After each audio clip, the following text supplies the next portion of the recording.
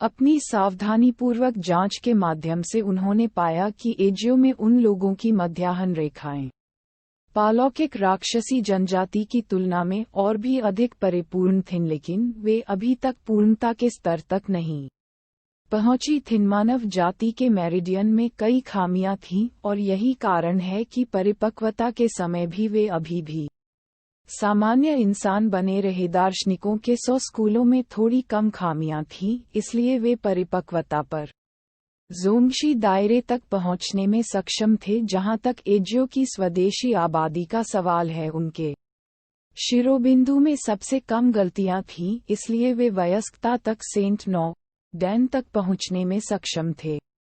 ये स्पष्ट था कि यदि किसी के मेरिडियन नेटवर्क की पूर्णता बहुत सारे फायदों के साथ आती है, तो यह एक को दूसरों से आगे शुरुआती पंक्ति में खड़ा कर देती है और इससे उसे दूसरों की तुलना में तेजी से आगे बढ़ने की अनुमति मिलती है।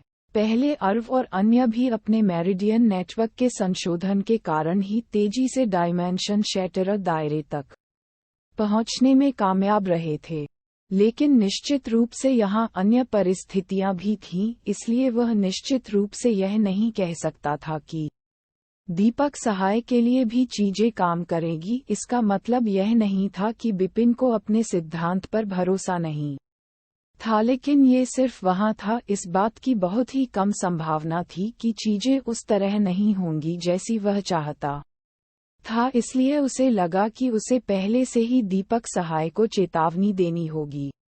उसकी कलाई के झटके से कमरे में एक बड़ा बर्तन और जलाओ लकड़ी का ढेर दिखाई दिया। तभी उसे एहसास हुआ कि वह अपने भंडारण रिंग में भी पानी जमा करना भूल गया था, इसलिए वह जल्दी से एक बाल्टी लाने के लिए कमरे से बाहर चला गया। कुछ ही देर में पानी आ गया। जलती लकड़ी के ढेर के नीचे बर्तन में पहले से ही उबाल आ रहा था।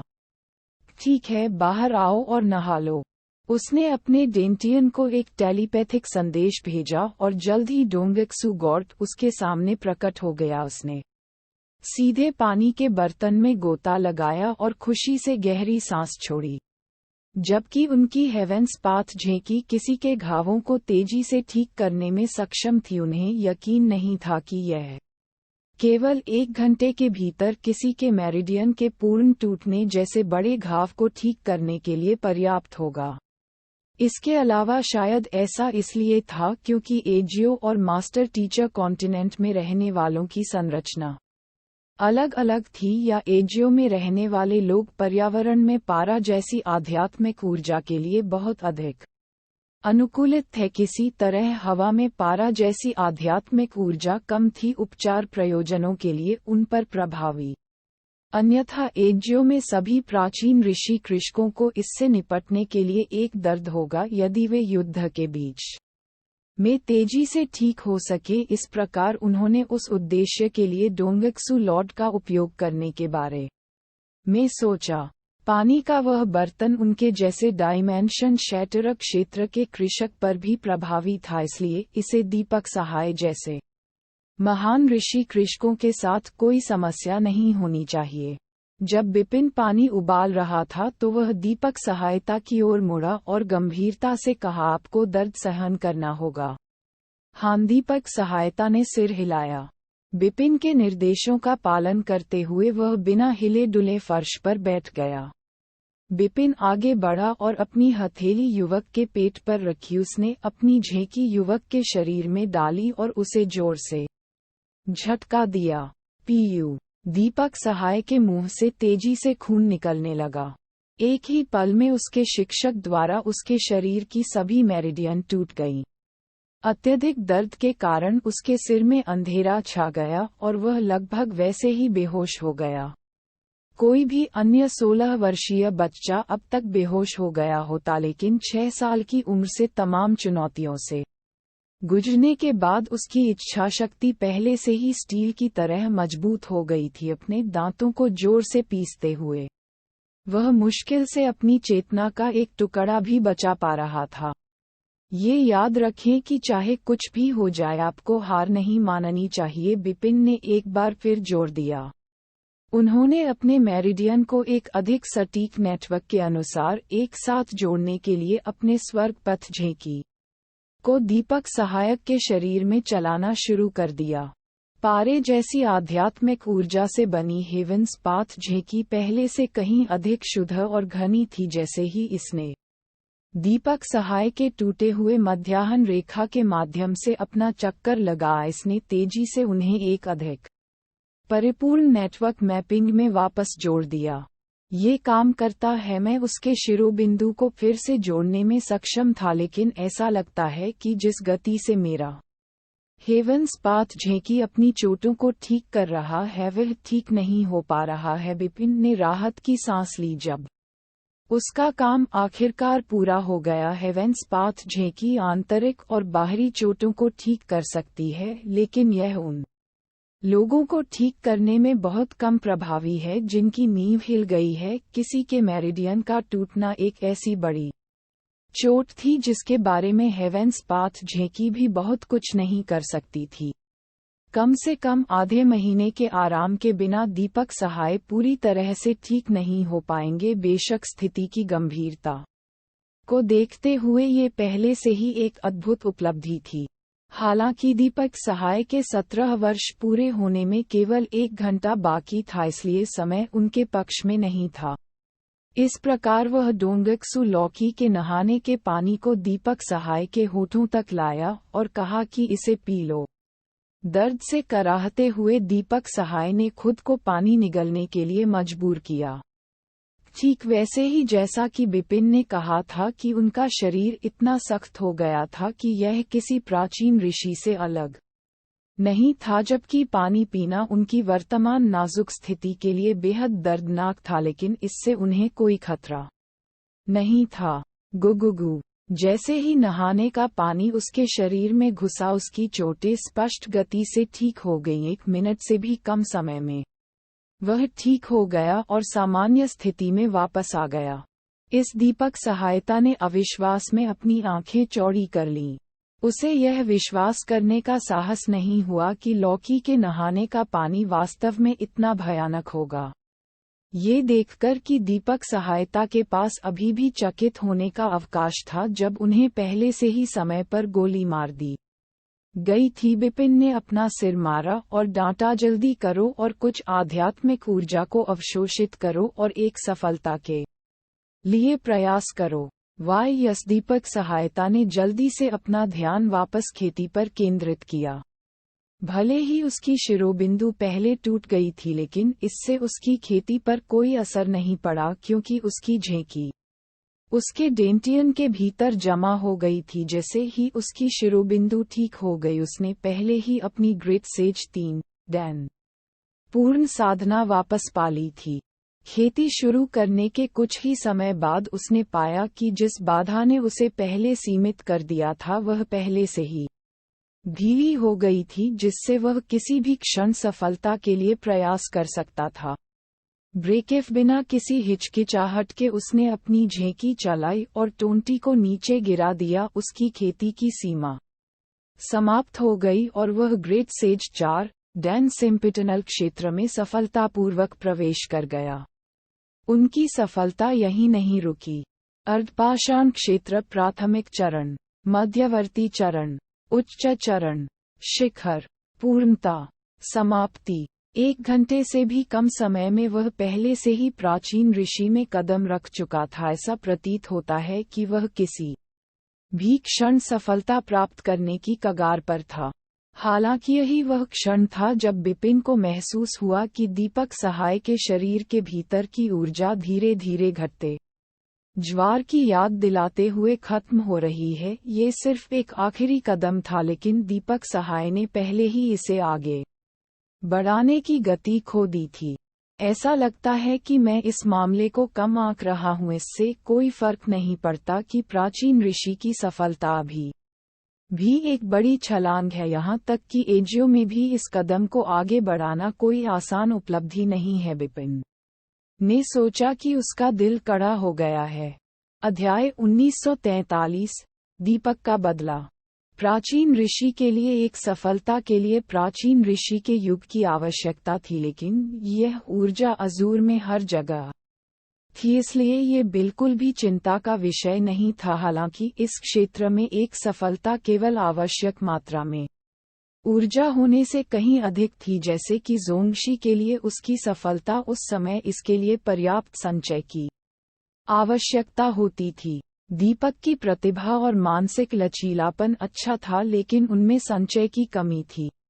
यदि उनके पास एक और महीने का समय होता तो दीपक सहायता निश्चित रूप से किसी कलाकृति या विशेष प्रक्रिया पर भरोसा किए बिना भी सफलता हासिल करने में सक्षम होती, लेकिन किसी की उम्र किसी के लिए इंतजार नहीं करती। दीपक सहायता जल्द ही 17 तक पहुंचने की कगार पर थी और एक बार गति पूरी तरह से खत्म हो गई, उम्मीदें धराशायी हो जाएंगी।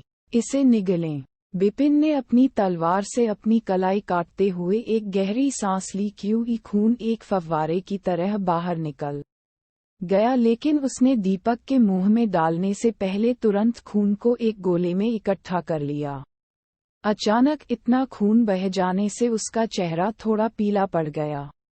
दीपक सहायक ने अपना मुंह खोला और ताज़ा खून निगल लिया। अगले ही पल उसे अपने शरीर के भीतर अविश्वसनीय ऊर्जा का स्पंदन महसूस हुआ, जैसे कि किसी ने उसके भीतर एक धधकती लौ जगा दी हो। घटती गति तुरंत पहले की तुलना में अधिक जोश के साथ वापस आ गई। एक प्राचीन ऋषि 4 डैन कल्टीवेटर के रूप में बिपिन के रक्त सार की हर एक बूंद में अविश्वसनीय मात्रा में शक्ति होती थी। जो सरासर राशि उन्होंने अभी अभी दी थी वह कम से कम एक मूल अमर गोली के बराबर थी। यही ऊर्जा से उन्हें ऊर्जा मिलती थी। दीपक सहायक को अपने चरम पर वापस लौटने में केवल एक सांस लगी और उसकी झेंकी तेजी से भयावह गति से बढ़ती गई। बूम! प्राचीन ऋषि के लिए अंतिम अड़चन अंततः बढ़ते दबाव के आगे झुक गई और दीपक सहाय से एक शक्तिशाली शॉकवेव निकली। उनकी सफलता के कारण उनकी आभा तेजी से बढ़ी और बिल्कुल भी नहीं रुकी। ये काफी देर तक चलता रहा और अंततः रुक गया। इस समय दीपक की साधना पहले ही प्राचीन ऋषि 1 डैन ब्लडलाइन निरंतरता क्षेत्र की समाप्ति तक पहुंच चुकी थी, जो महान दार्शनिक क्षेत्र तक पहुंचने से एक कदम दूर थी। दीपक सहायता ने आंदोलन में अपने से पहले युवा व्यक्ति की ओर मुड़ने से पहले अपनी खेती को थोड़ा मजबूत किया। शिक्षक उन्हें सफलता दिलाने के लिए उनके शिक्षक ने वास्तव में अपना बलिदान दिया था। वह नहीं जानता था कि वह अपने जीवन काल में अपने शिक्षक के इस बड़े उपकार का बदला चुका पाएगा या नहीं। मैं ठीक हूँ, समय समाप्त होने वाला है, इसलिए आपको अभी निकल जाना चाहिए, ये देखते हुए कि आपकी साधना प्राचीन ऋषि 1 डैन चरमोत्कर्ष पर पहुंच गई है। किसी को भी अब आप पर संदेह करने का साहस नहीं करना चाहिए। खांसी। जबकि बिपिन अपने छात्र को कुछ निर्देश दे रहा था, वह मदद नहीं कर सका, लेकिन थोड़ा खांसी। इस बार उसने वास्तव में अपने आप पर अत्यधिक परिश्रम किया था। बस उसका जो रक्तसार खो गया था उसे ठीक होने में कई महीने लगेंगे। शिक्षक कृपया अच्छा आराम करें, मैं अब बाहर जाऊंगा, दीपक सहाय ने कमरे से बाहर निकलने से पहले कहा। दरवाजे के बाहर दीपक की आकृति गायब होते देख बिपिन ने असहायता से अपना सिर हिलाया। वह अपनी ताकत वापस पाने के लिए आसपास की आध्यात्मिक ऊर्जा को अवशोषित करने ही वाला था कि उसने देखा कि विशाल बर्तन में अभी भी बहुत सारा लौकी स्नान का पानी बचा हुआ है। आगे बढ़ने और बाकी को निगलने से पहले वह एक पल के लिए झिझका। गुगुगु! उसे अपने शरीर में एक सनसनाहट महसूस हुई, क्योंकि उसका कमजोर शरीर तेजी से ठीक हो गया था। पलक झपकते ही उसकी रक्त की कमी दूर हो गई थी, जैसे कि वह पहले कभी घायल ही नहीं हुआ हो। इस बिपिन ने सदमे से अपनी आंखें चौड़ी कर लीं। उसने जो ऊर्जा खोई थी वह वापस नहीं आई, लेकिन वह वर्तमान परिणाम से बहुत खुश था। हेवंस पाथ झेकी किसी की चोटों को ठीक कर सकता है, लेकिन ये किसी के शरीर की कमियों को पूरा नहीं कर सकता है, फिर भी लौकी का स्नान पानी इसे इतनी आसानी से करने में सक्षम था। इसका मतलब यह नहीं था कि उसके हाथों में सेंजू बीन्स एक की अंतहीन आपूर्ति थी। वह सचमुच अविश्वसनीय था। बिपिन ने लौकी से पूछा कि तुम क्या हो जो बर्तन में बचे पानी में तैर रही थी? ये लौकी सिर्फ एक अवतार है जिसका मैं इस समय उपयोग कर रहा हूँ। मुझे डर है कि अगर मैं आपको सच बताऊंगा तो मैं आपको डरा दूंगा। मेरा असली शरीर वास्तव में एक स्वर्ग कुचलने वाला, पृथ्वी टूटने वाला शीर्ष स्तरीय जानवर है। आप अभी घुटनों के बल बैठ जाना चाहिए और परमात्मा की तरह मेरी पूजा करनी चाहिए। मैं लौकी हूँ। और उसने खुशी से अपना निचला भाग हिलाया। बिपिन को ये बिल्कुल भी भरोसेमंद नहीं लगा। उसने भ्रमित डोंगेक्सू गॉर्ड को नजरअंदाज करने का फैसला करते हुए अपना सामान रखने और बाहर निकलने से पहले बचा हुआ पानी बोतलों में भर लिया। जैसे ही वह कमरे से बाहर निकला उसका चेहरा तुरंत पीला पड़ गया और उसके हर कदम पर उसका शरीर इधर उधर लड़खड़ा रहा था, मानो वह किसी भी क्षण जमीन पर गिर जाएगा। कई लोगों ने पहले से ही अपना संदेह व्यक्त किया था जब उन्होंने दावा किया था कि दीपक सहायक पहले से ही एक प्राचीन ऋषि थे जिनकी खेती अत्यधिक परिश्रम के परिणामस्वरूप घट गई थी। निश्चित रूप से वे अब इस पर विश्वास करने के लिए अधिक इच्छुक हो सकते हैं क्योंकि बाद वाला पहले से ही प्राचीन ऋषि एक डैन समाप्ति पर था। लेकिन अभी भी ऐसे लोग होंगे जो अपनी राय रखते होंगे। यदि वे दोनों पूरी तरह से ठीक होकर बाहर निकलते हैं तो निश्चित रूप से ऐसे लोग होंगे जो सच्चाई का पता लगाने के लिए इस मामले की गहराई से जांच करने की कोशिश करेंगे। इस प्रकार उसने चोट पहुंचाने का नाटक करने का निर्णय लिया। इस प्रकार वह ये संदेश भेजेगा कि भले ही दीपक सहायक ने 1 घंटे के भीतर प्राचीन ऋषि के लिए अपनी साधना को बलपूर्वक बढ़ाया हो, लेकिन इसके लिए उसे बहुत भारी कीमत चुकानी होगी। इससे कम उसे रोकना चाहिए। ज्यादातर लोग, क्या आपको लगता है कि दीपक सहायता सफल होगी? छोटे शिष्यों के चयन के लिए मुकदमा तेजी से समाप्त हो गया, जिससे बुजुर्ग रविकांत और अन्य लोगों के हाथ में कुछ समय बचा हुआ। ताओ ने उस दिशा की ओर देखा जहां बिपिन और दीपक सहायक गायब हो गए थे और पूछा, केवल 1 घंटे के समय में किसी की साधना को महान ऋषि 3 डैन से प्राचीन ऋषि तक ले जाना असंभव है। बादल ने बाधाओं के बारे में निराशा से अपना सिर हिलाया। वास्तव में ऐसी बात एसेंडेंट क्लाउड स्वॉर्ड पवेलियन में भी अनसुनी है। किसी भी मामले में मुझे नहीं लगता कि दीपक सहाय के पास कोई मौका है। चौकोर चेहरे ने सहमति में सिर हिलाया। इस बात को लेकर बुजुर्ग रविकांत के मन में भी कुछ आपत्तियां थीं। अब और इंतजार करने की कोई जरूरत नहीं है जब तक देवताओं ने व्यक्तिगत रूप से कोई कदम नहीं उठाया। उनके लिए 1 घंटे के भीतर प्राचीन ऋषि तक पहुंच हासिल करना असंभव था, ये जानते हुए कि दीपक सहाय का अब आंतरिक शिष्य बनना असंभव था। सुंदर ने भी अपना डर खो दिया और ठंडा उपहास किया, लेकिन इससे पहले कि वह अपनी बात पूरी कर पाता, बार कदमों की आवाज गूंज उठी जब एक युवक अदालत की ओर आया। ये कैसा है? ये जानते हुए कि ये दीपक सहायता है, बुजुर्ग रविकांत ने जल्दी से अपनी नजर घुमाई और पूछा। यह आसान नहीं था, लेकिन मैं इसे करने में कामयाब रहा, दीपक सहायक ने मुस्कुराते हुए जवाब दिया और अपनी झेकी घुमाना शुरू कर दिया। उसके शरीर के भीतर की ऊर्जा तुरंत फूट पड़ी और उसकी आभा सीधे आकाश तक पहुंच गई। बूम! झेकी के अचानक विस्फोट से पूरा दरबार लगातार कांपने लगा और एक भयानक चरमरती आवाज पैदा होने लगी। यहाँ जमा हजारों दर्शकों को अपने ऊपर भारी दबाव महसूस हो रहा था। ऐसा लग रहा था जैसे कोई सम्मोहक शक्ति उन्हें घुटनों पर मजबूर करने की कोशिश कर रही हो। प्राचीन ऋषि एक दानसुंदर का चेहरा ठिठक गया। जो शब्द वह कहना चाहता था वे सभी उसके गले के पिछले हिस्से में अटक गए थे और वह स्तब्ध लग रहा था। पुतोंग! कुछ ही दूरी पर सुहानो का शरीर जमीन पर गिर गया और उसके होंठ डर से कांपने लगे। उसे कहने के लिए एक शब्द भी नहीं मिला। जिस मंगेतर को वह इतने लंबे समय तक हेय दृष्टि से देखती रही थी, उसने एक ही दिन में सबसे जबरदस्त तरीके से बिना किसी दया के उसकी गरिमा के हर टुकड़े को कुचल दिया। उसने पहले कभी महसूस नहीं किया था कि एक दिन इतना लंबा हो सकता है। अगर वह जानती थी कि ऐसा होगा तो वह कभी भी दीपक सहायिका पर हाथ डालने की हिम्मत नहीं करती। अगर वह इतनी मूर्ख नहीं होती कि पिछले दिन अपनी सगाई तोड़ने की कोशिश करती तो चीजें इस तरह खत्म नहीं होती। ठीक है, हम ससुराल वाले हैं, निश्चित रूप से आप ऐसा नहीं करेंगे। इस बिंदु पर भी सुंदर अभी भी अंतिम संघर्ष करने के लिए दृढ़ था।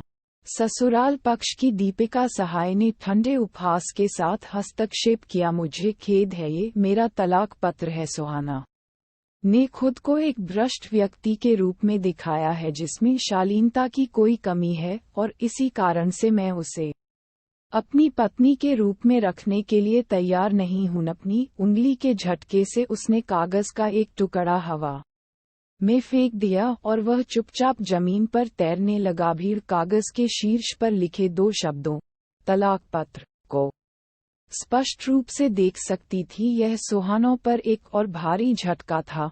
का गौरव सगाई रद्द करने के बजाय उसका तलाक हो गया। उससे बड़ा मूर्ख शायद दुनिया में कोई नहीं था। वह अपने गौरव की रक्षा करने के लिए इतनी बेचैन थी कि अंततः वह शहर की सबसे बड़ी हंसी का पात्र बन गई है। कैसी विडंबना है। पीयू इसे और सहन करने में असमर्थ सुहाना ने मुंह से खून बहा दिया। बुजुर्ग रविकांत मुझे आरोही बादल तलवार मंडप का आंतरिक शिष्य माना जा सकता है।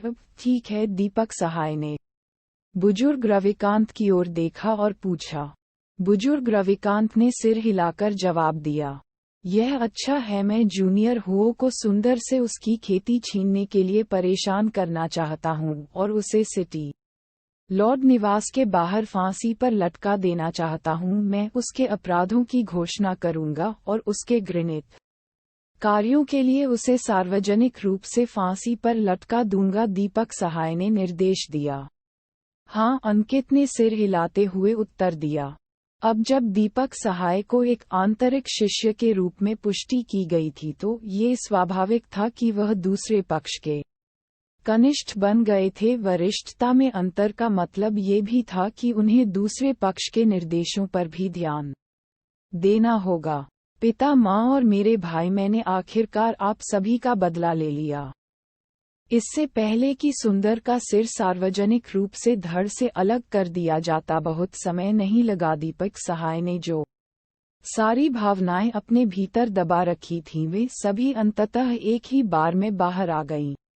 पूरे 10 साल तक उसने इन सभी भावनाओं को अपने दिल में दबाए रखा था, लेकिन अभी वह उन्हें और नहीं रोक सकता था। वह एक छोटे बच्चे की तरह जोर जोर से रोया, लेकिन धीरे धीरे वह भारीपन गायब हो रहा था जिसने उसे इतने समय तक दबा रखा था। आखिरकार वह आजाद हो गए। जब तक उसने अपनी भावनाओं को प्रकट करना समाप्त किया, उसने देखा कि उसके शिक्षक कुछ दूरी पर पीले चेहरे के साथ खड़े थे। चकित होकर वह झट से उठा और दौड़ पड़ा। यदि यह युवक न होता तो वह कभी भी सुरंग के अंत में प्रकाश नहीं देख पाता। वह सिटी लॉर्ड मैनर द्वारा मारी गई एक और दयनीय आत्मा होता। ये कहा जा सकता है कि अभी उसके पास जो कुछ भी था वह दूसरे पक्ष द्वारा उसे दिया गया था। वह वास्तव में दुनिया को चिल्लाकर बताना चाहता था कि यह व्यक्ति उसका शिक्षक था और उसकी सभी उपलब्धियां उसके शिक्षक के मार्गदर्शन के कारण थीं, लेकिन ये जानते हुए कि उसके शिक्षक की कम प्रोफाइल में रहने की इच्छा थी, वह खुद को रोक सका। लेकिन जब वह तेजी से उस शिक्षक के पास जा रहा था जिसका वह गहरा सम्मान करता था, तो उसने कांपते हुए युवक को बादल और अन्य लोगों की ओर अपनी हथेली बढ़ाते हुए देखा और कहा कि दीपक सहाय अब आपके संप्रदाय का एक आंतरिक शिष्य है, जैसा कि बाहरी शिष्यों को नहीं करना चाहिए। आप में से कुछ लोग उसे बधाई के रूप में कुछ बुनियादी अमर गोलियां देते हैं। ये कोई उपहार नहीं है बल्कि भविष्य के लिए एक निवेश है। जब तक वह संप्रदाय में पैर जमाएगा, ये भविष्य में भी आपके लिए बहुत अच्छा होगा। दीपक की जोशीली दौड़ अचानक रुक गई। क्या मेरे शिक्षक बादल और अन्य लोगों से सुरक्षा शुल्क वसूलने की कोशिश कर रहे हैं? क्या ये सचमुच मेरा लो प्रोफाइल सख्त और नेक शिक्षक है? अभी वह मुझे इतना सही क्यों लग रहा है? बादल और अन्य लोग भी अवाक रह गए।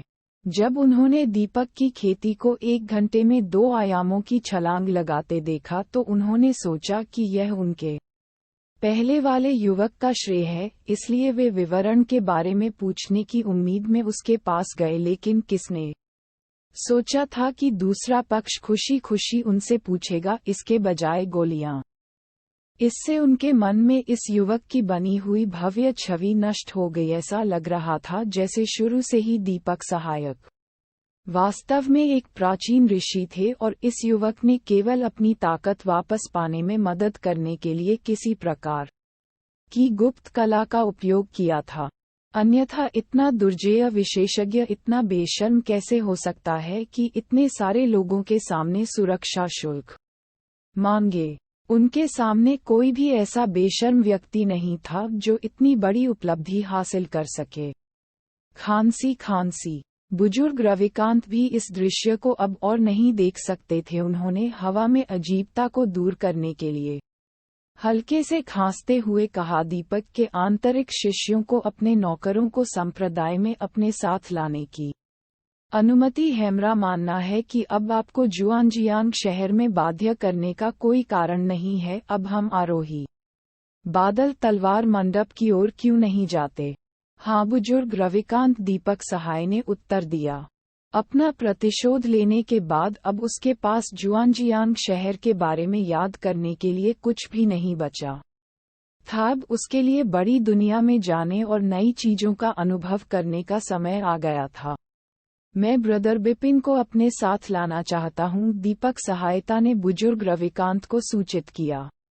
इसमें कोई संदेह नहीं था कि उन्हें अपने शिक्षक को अपने साथ लाना था। उन्होंने कई वर्षों तक उनकी सेवा भी की थी, इसलिए वे दूसरे पक्ष को भी नहीं छोड़ सकते थे। उनके लिए ये दोनों ही काफी थे। उन्हें किसी भी छोटे शिष्य की आवश्यकता नहीं थी। उसकी सेवा करो। इसके अलावा उनके शिक्षक उनकी निजता को महत्व देते थे। अगर वह अपने साथ और लोगों को लाते तो यह उनके लिए परेशानी की बात होती। ठीक है, आपको वापस जाना चाहिए और कुछ तैयारी करनी चाहिए। हम अब से 2 घंटे बाद यहाँ से प्रस्थान करेंगे, बुजुर्ग रविकांत ने कहा। अंततः अपने शिक्षक के पास जाने से पहले दीपक सहायक ने सिर हिलाया। वह मदद नहीं कर सका, लेकिन उसने देखा कि उसके शिक्षक के बेपरवाह चेहरे पर निराशा की हल्की सी झलक थी। स्पष्टतः उन्हें वह सुरक्षा शुल्क नहीं मिला जिसकी उन्होंने पहले मांग की थी। शिक्षक, चलो थोड़ी देर के लिए घर लौटते हैं, मैं कुछ सामान पैक करना चाहता हूँ और आरोही बादल तलवार मंडप के लिए निकलने से पहले आवास के चारों ओर एक आखिरी नजर डालना चाहता हूँ, दीपक सहाय ने कहा। अब तक वे बड़े रविकांत और अन्य लोगों से बहुत दूर हो चुके थे, इसलिए अब उन्हें अपनी पहचान छुपाने की कोई जरूरत नहीं थी। बिपिन ने जवाब में सिर हिलाया। सच तो ये है कि उसने सुरक्षा शुल्क की मांग इसलिए की थी ताकि उससे ध्यान भटकाया जा सके, और ऐसा लग रहा था कि सब कुछ ठीक चल रहा है। वह वास्तव में इस बात से निराश नहीं था कि उसे कुछ भी नहीं मिला। मुझे आश्चर्य है कि मैं कब तक अपने आप को एसेंडेंट क्लाउड्सवर्ड पवेलियन में छिपा पाऊंगा, क्योंकि बहुत अधिक प्रतिभाशाली होना कभी कभी मुझे परेशान कर सकता है। बिपिन ने अपना माथा रगड़ा, जैसा कि उसने सोचा था अगर उसके पास कोई विकल्प होता तो वह इतना प्रमुख नहीं बनना चाहता, लेकिन जब भी वह कोई कदम उठाता तो लोग आसानी से चकित हो जाते। ऐसा कुछ नहीं था जिससे वह मदद कर सके। पुतोंग। जब बिपिन गहरे विचारों में डूबा हुआ था तभी डाकू किराब अचानक उसके पास आया और उसके सामने जमीन पर घुटनों के बल बैठ गया। उसकी आंखें ईमानदारी और उम्मीदों से भर गईं। युवा मास्टर, कृपया मुझे भी स्वीकार करें। आपके विनम्र सेवक के रूप में सेवा करना मेरे लिए सबसे बड़ा सम्मान होगा। देखिए, मैं इतना उत्कृष्ट हूँ कि डाकू भी मेरे आकर्षण में फंसने से बच नहीं सकते। बिपिन ने गहरी आह भरी। अध्याय 1984। आरोही मेघ तलवार मंडप पर पहुंचना।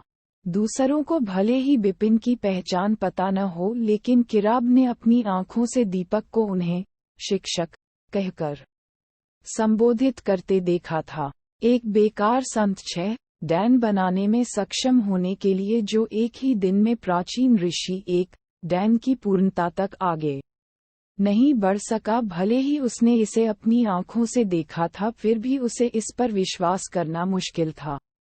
यदि उसे ऐसे व्यक्ति का अनुसरण करना होता तो इसमें कोई संदेह नहीं था कि वह रैंकों में आगे बढ़ने में सक्षम होगा। इसके अलावा उनके लगभग सभी अधीनस्थ मारे जा चुके थे और वह इस समय खुद शहर के मध्य में थे। इस स्थिति में ये संभावना थी कि शहर छोड़ने से पहले ही उग्र भीड़ द्वारा उन्हें पीट कर मार डाला जाएगा। आखिरकार पर्वत श्रृंखला पर प्रभुत्व स्थापित करने के बाद से उसने कई वर्षों में बहुत सारे बुरे काम किए हैं। ऐसे बहुत से लोग थे जो उसकी जिंदा खाल उतारकर बहुत खुश होंगे। तुम मेरे अधीनस्थ बनना चाहते हो? बिपिन ने भौहें चढ़ा लीं। क्या तुम्हें लगता है कि मैं तुम्हें अपने अधीनस्थ के रूप में स्वीकार कर लूंगा? मेरा सुझाव है कि तुम ये हास्यास्पद विचार छोड़ दो।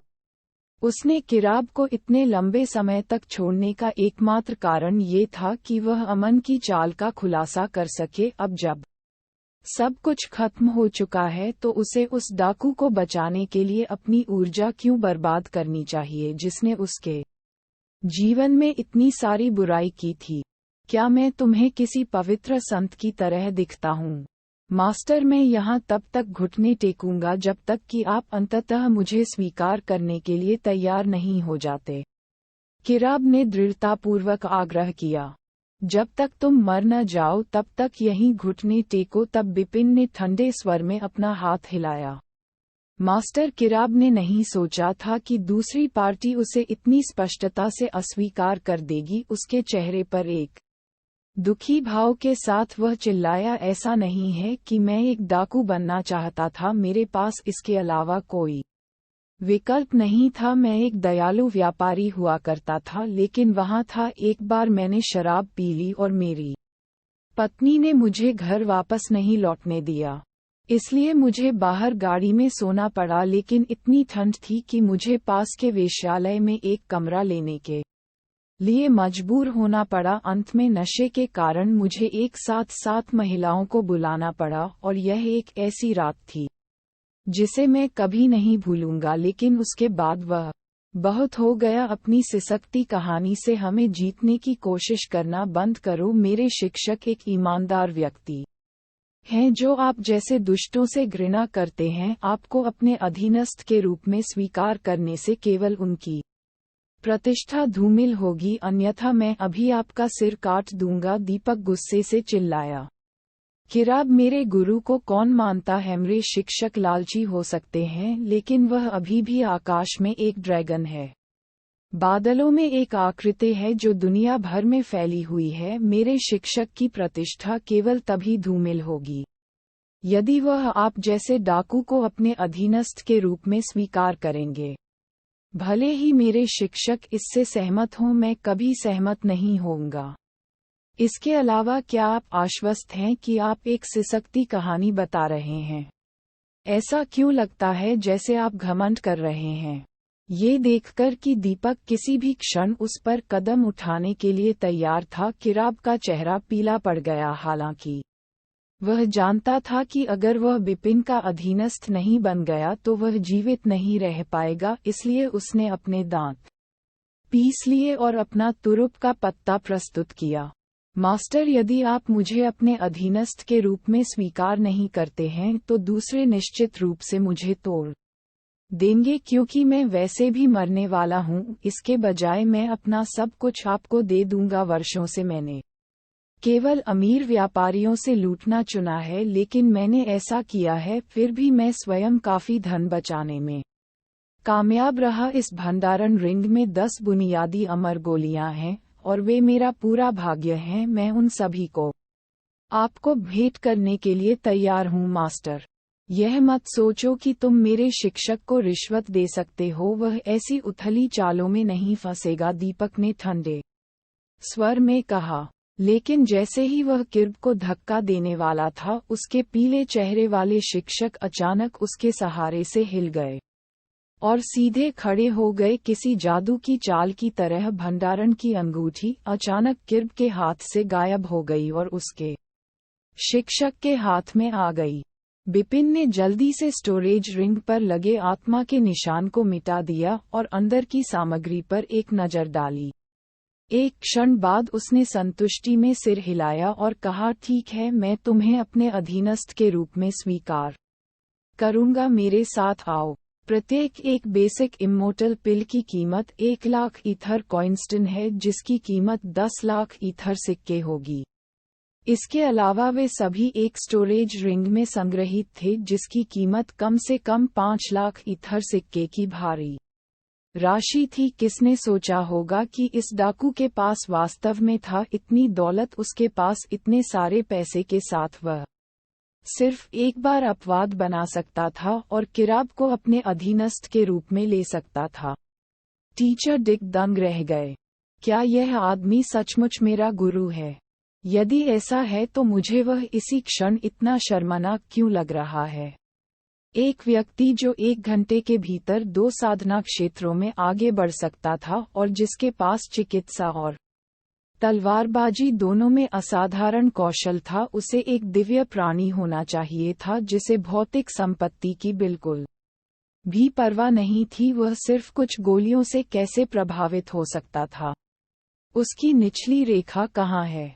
एक विशेषज्ञ के रूप में उनकी गरिमा कहाँ है? दीपक के पास बहुत सी चीजें नहीं थीं जिन्हें वह अपने साथ ले जाना चाहता था, इसलिए उस स्थान पर एक आखिरी नजर डालने के बाद जहां वह बड़ा हुआ था, वह सिटी लॉर्ड मैनर बिपिन और किराब लौट आया। शुरुआत में घोड़ा गाड़ी वाले भी साथ आने पर जोर दे रहे थे। उन्होंने धमकी दी कि अगर वे पीछे छूट गए तो वे खुद को मार डालेंगे, लेकिन ये देखकर कि उनकी धमकियों को ऐसे टाल दिया गया जैसे कि वे कुछ भी नहीं थे, अंततः उन्होंने हार मान ली और साथ रहने के लिए जंगल में चले गए। ये ध्यान में रखते हुए कि बिपिन और अन्य लोग एक हवाई जानवर को एसेंडेंट क्लाउड स्वॉर्ड पवेलियन में ले जाने वाले थे, उनके लिए अपने साथ एक घोड़ा और एक गाड़ी ले जाना वास्तव में असुविधाजनक होगा। जहां तक सोहना की बात है तो ये कहने की जरूरत नहीं है कि सब कुछ उजागर होने के बाद एक छोटी शिष्या के रूप में उसका स्थान रद्द कर दिया गया था। ये सौभाग्यशाली था कि उसने अतीत में बहुत सारे बुरे काम नहीं किए थे, इसलिए उसे कोई सजा नहीं हुई थी। हालांकि उसके पिता की मृत्यु के बाद वह सुरक्षा खो देगी। सिटी लॉर्ड मैनर का जीवन शायद अब से बहुत आसान नहीं होगा। ये देखकर दीपक की भी सोहना के साथ हिसाब किताब बराबर करने में रुचि कम हो गई। वह अतीत में जो कुछ भी हुआ था उसका पीछा करने के बजाय अपने आगे के जीवन में अधिक रुचि रखता था। चलदर सभी तैयारियों के साथ विशाल हवाई जानवर ने अपने पंख फड़फड़ाए और बिपिन और अन्य लोगों को जुआंजी आंग शहर से दूर ले गया। कुछ ही देर में वे पहले से ही आरोही बादल तलवार मंडप की ओर अपने रास्ते पर थे। हमारे संप्रदाय तक पहुंचने में लगभग 10 दिन की उड़ान लगेगी, एल्डर रविकांत ने उन्हें बताया। जिस हवाई जानवर पर वे सवार थे वह प्राचीन सेज 4 डैन डायमेंशन शैटरक क्षेत्र में था। अपनी ताकत के साथ यह एजियो में भारी जगह के बावजूद कई लाख ली को आसानी से कवर कर सकता था। फिर भी उन्हें अपने गंतव्य तक पहुंचने से पहले 10 दिन की आवश्यकता थी। ऐसा लग रहा था कि आरोही बादल तलवार मंडप वास्तव में बहुत दूर था। देखने से यह संभावना थी कि मास्टर टीचर महाद्वीप की तुलना में फोसेकेन महाद्वीप का आकार और भी बड़ा था। एक आंतरिक शिष्य के रूप में दीपक की सम्मानित स्थिति के कारण उन्हें उड़ान में एक निजी कमरा आवंटित किया गया था। स्वाभाविक रूप से उन्होंने इसे बिपिन और अन्य लोगों के साथ साझा किया। उड़ान के दौरान बिपिन ने किराब से प्राप्त 2 बुनियादी अमर गोलियां निगल लीं और अपनी पूरी ताकत पर लौटने में कामयाब रहे। उन्होंने पारा जैसी आध्यात्मिक ऊर्जा के साथ अपनी साधना को बार बार उस बिंदु तक सुदृढ़ करना सुनिश्चित किया जिसे वह करने के लिए तैयार थे, किसी भी क्षण एक सफलता। हालांकि चूंकि उनके पास अभी भी कोई उपयुक्त खेती तकनीक नहीं थी, इसलिए वे कुछ समय के लिए खुद को रोक सकते थे। कई दिनों के सावधानीपूर्वक निरीक्षण के बाद, जबकि उसे पहले से ही इसका एहसास हो गया था, वह अंततः ये पुष्टि करने में सक्षम था कि एजियो में समय प्रवाह वास्तव में मास्टर शिक्षक महाद्वीप से अलग था। इसे अनुपात में रखने पर यह 1:10 था। दूसरे शब्दों में, अजूर में एक दिन मास्टर शिक्षक महाद्वीप में 10 दिन बिताने के बराबर होगा।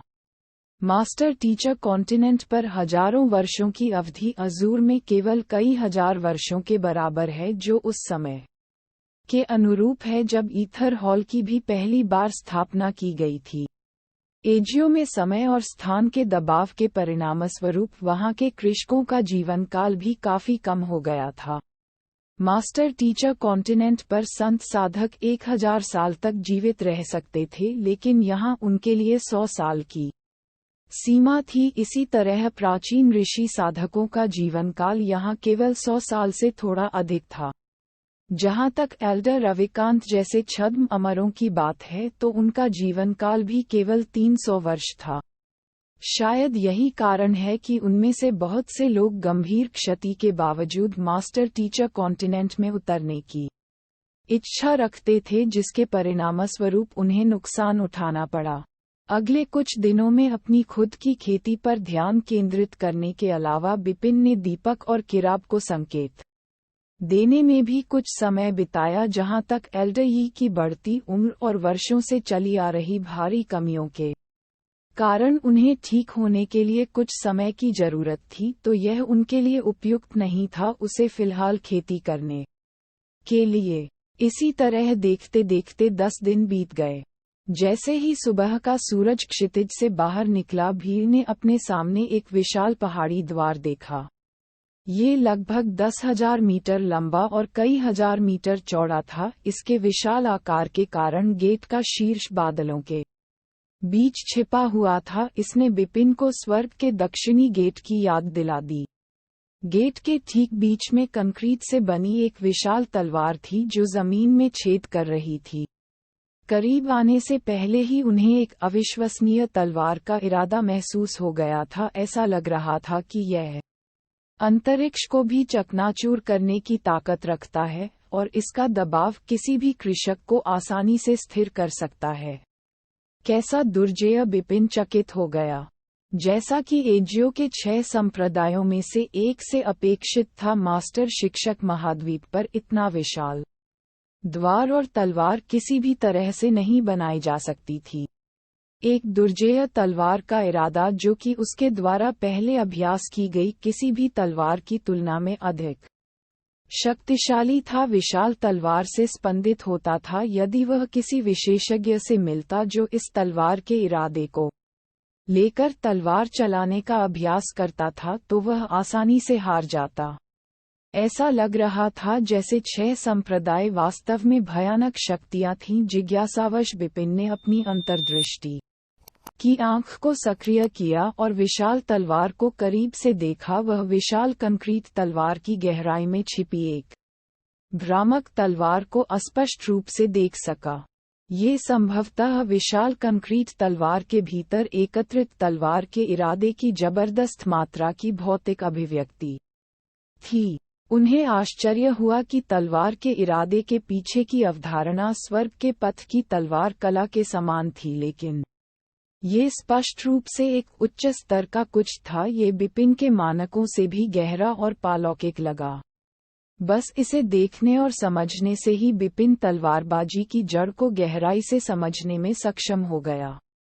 जबकि समान अवधारणा के कारण तलवार के इरादे को वास्तव में एक नज़र से समझना उसके लिए असंभव था। उसे विश्वास था कि जब तक उसके पास पर्याप्त समय होगा, वह इस तलवार के इरादे को अपने स्वर्ग के पथ तलवार आर्ट में शामिल करने में सक्षम होगा और इस प्रकार अपनी तलवार कौशल को दूसरे स्तर पर बढ़ाएगा।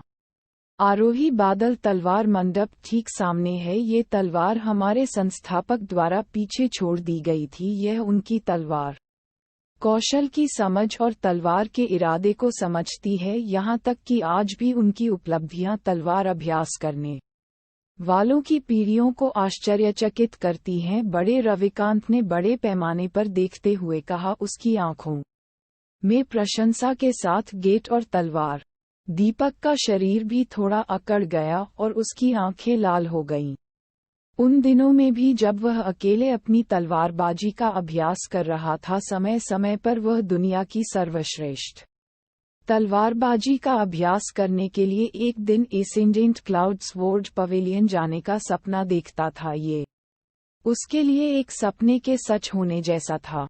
हवाई जानवर के द्वार से उड़ने में अभी कुछ समय था, इसलिए बुजुर्ग रविकांत ने दीपक, बिपिन और अन्य लोगों की ओर रुख किया और कहा कि इससे पहले कि हम संप्रदाय में प्रवेश करें, मैं पहले आपको हमारे संप्रदाय के नियमों के बारे में सूचित करना चाहूँगा। आरोही मेघ तलवार मंडप के शिष्यों को मुख्य रूप से 4 स्तरों में विभाजित किया जा सकता है, अर्थात छोटे शिष्य, बाहरी शिष्य, भीतरी शिष्य और मुख्य शिष्य, जबकि आंतरिक शिष्यों को संप्रदाय के भीतर पहले से ही अत्यधिक सम्मान दिया जाता है, लेकिन मूल शिष्यों की स्थिति इससे कहीं अधिक है। मुख्य शिष्य दीपक की आंखें प्रत्याशा से चमक उठीं। यह सही है, ईमानदारी से कहूँ तो एसेंडेंट क्लाउड स्वॉर्ड पवेलियन के एक आंतरिक शिष्य के रूप में आपको बहुत कुछ करने की जरूरत नहीं है। आप स्वतंत्र रूप से अपनी तलवारबाजी का अभ्यास करने या खेती करने के लिए अपना समय आवंटित कर सकते हैं। यदि आपको अध्ययन करने के लिए किसी भी संसाधन की आवश्यकता है तो आप आंतरिक पुस्तकों को ब्राउज कर सकते हैं, शिष्यों का पुस्तकालय, अन्यथा आप अपने किसी वरिष्ठ या बुजुर्ग से भी संपर्क कर सकते हैं और उनकी मदद का अनुरोध कर सकते हैं। बेशक अधिकांश संसाधन मुफ्त नहीं आते हैं।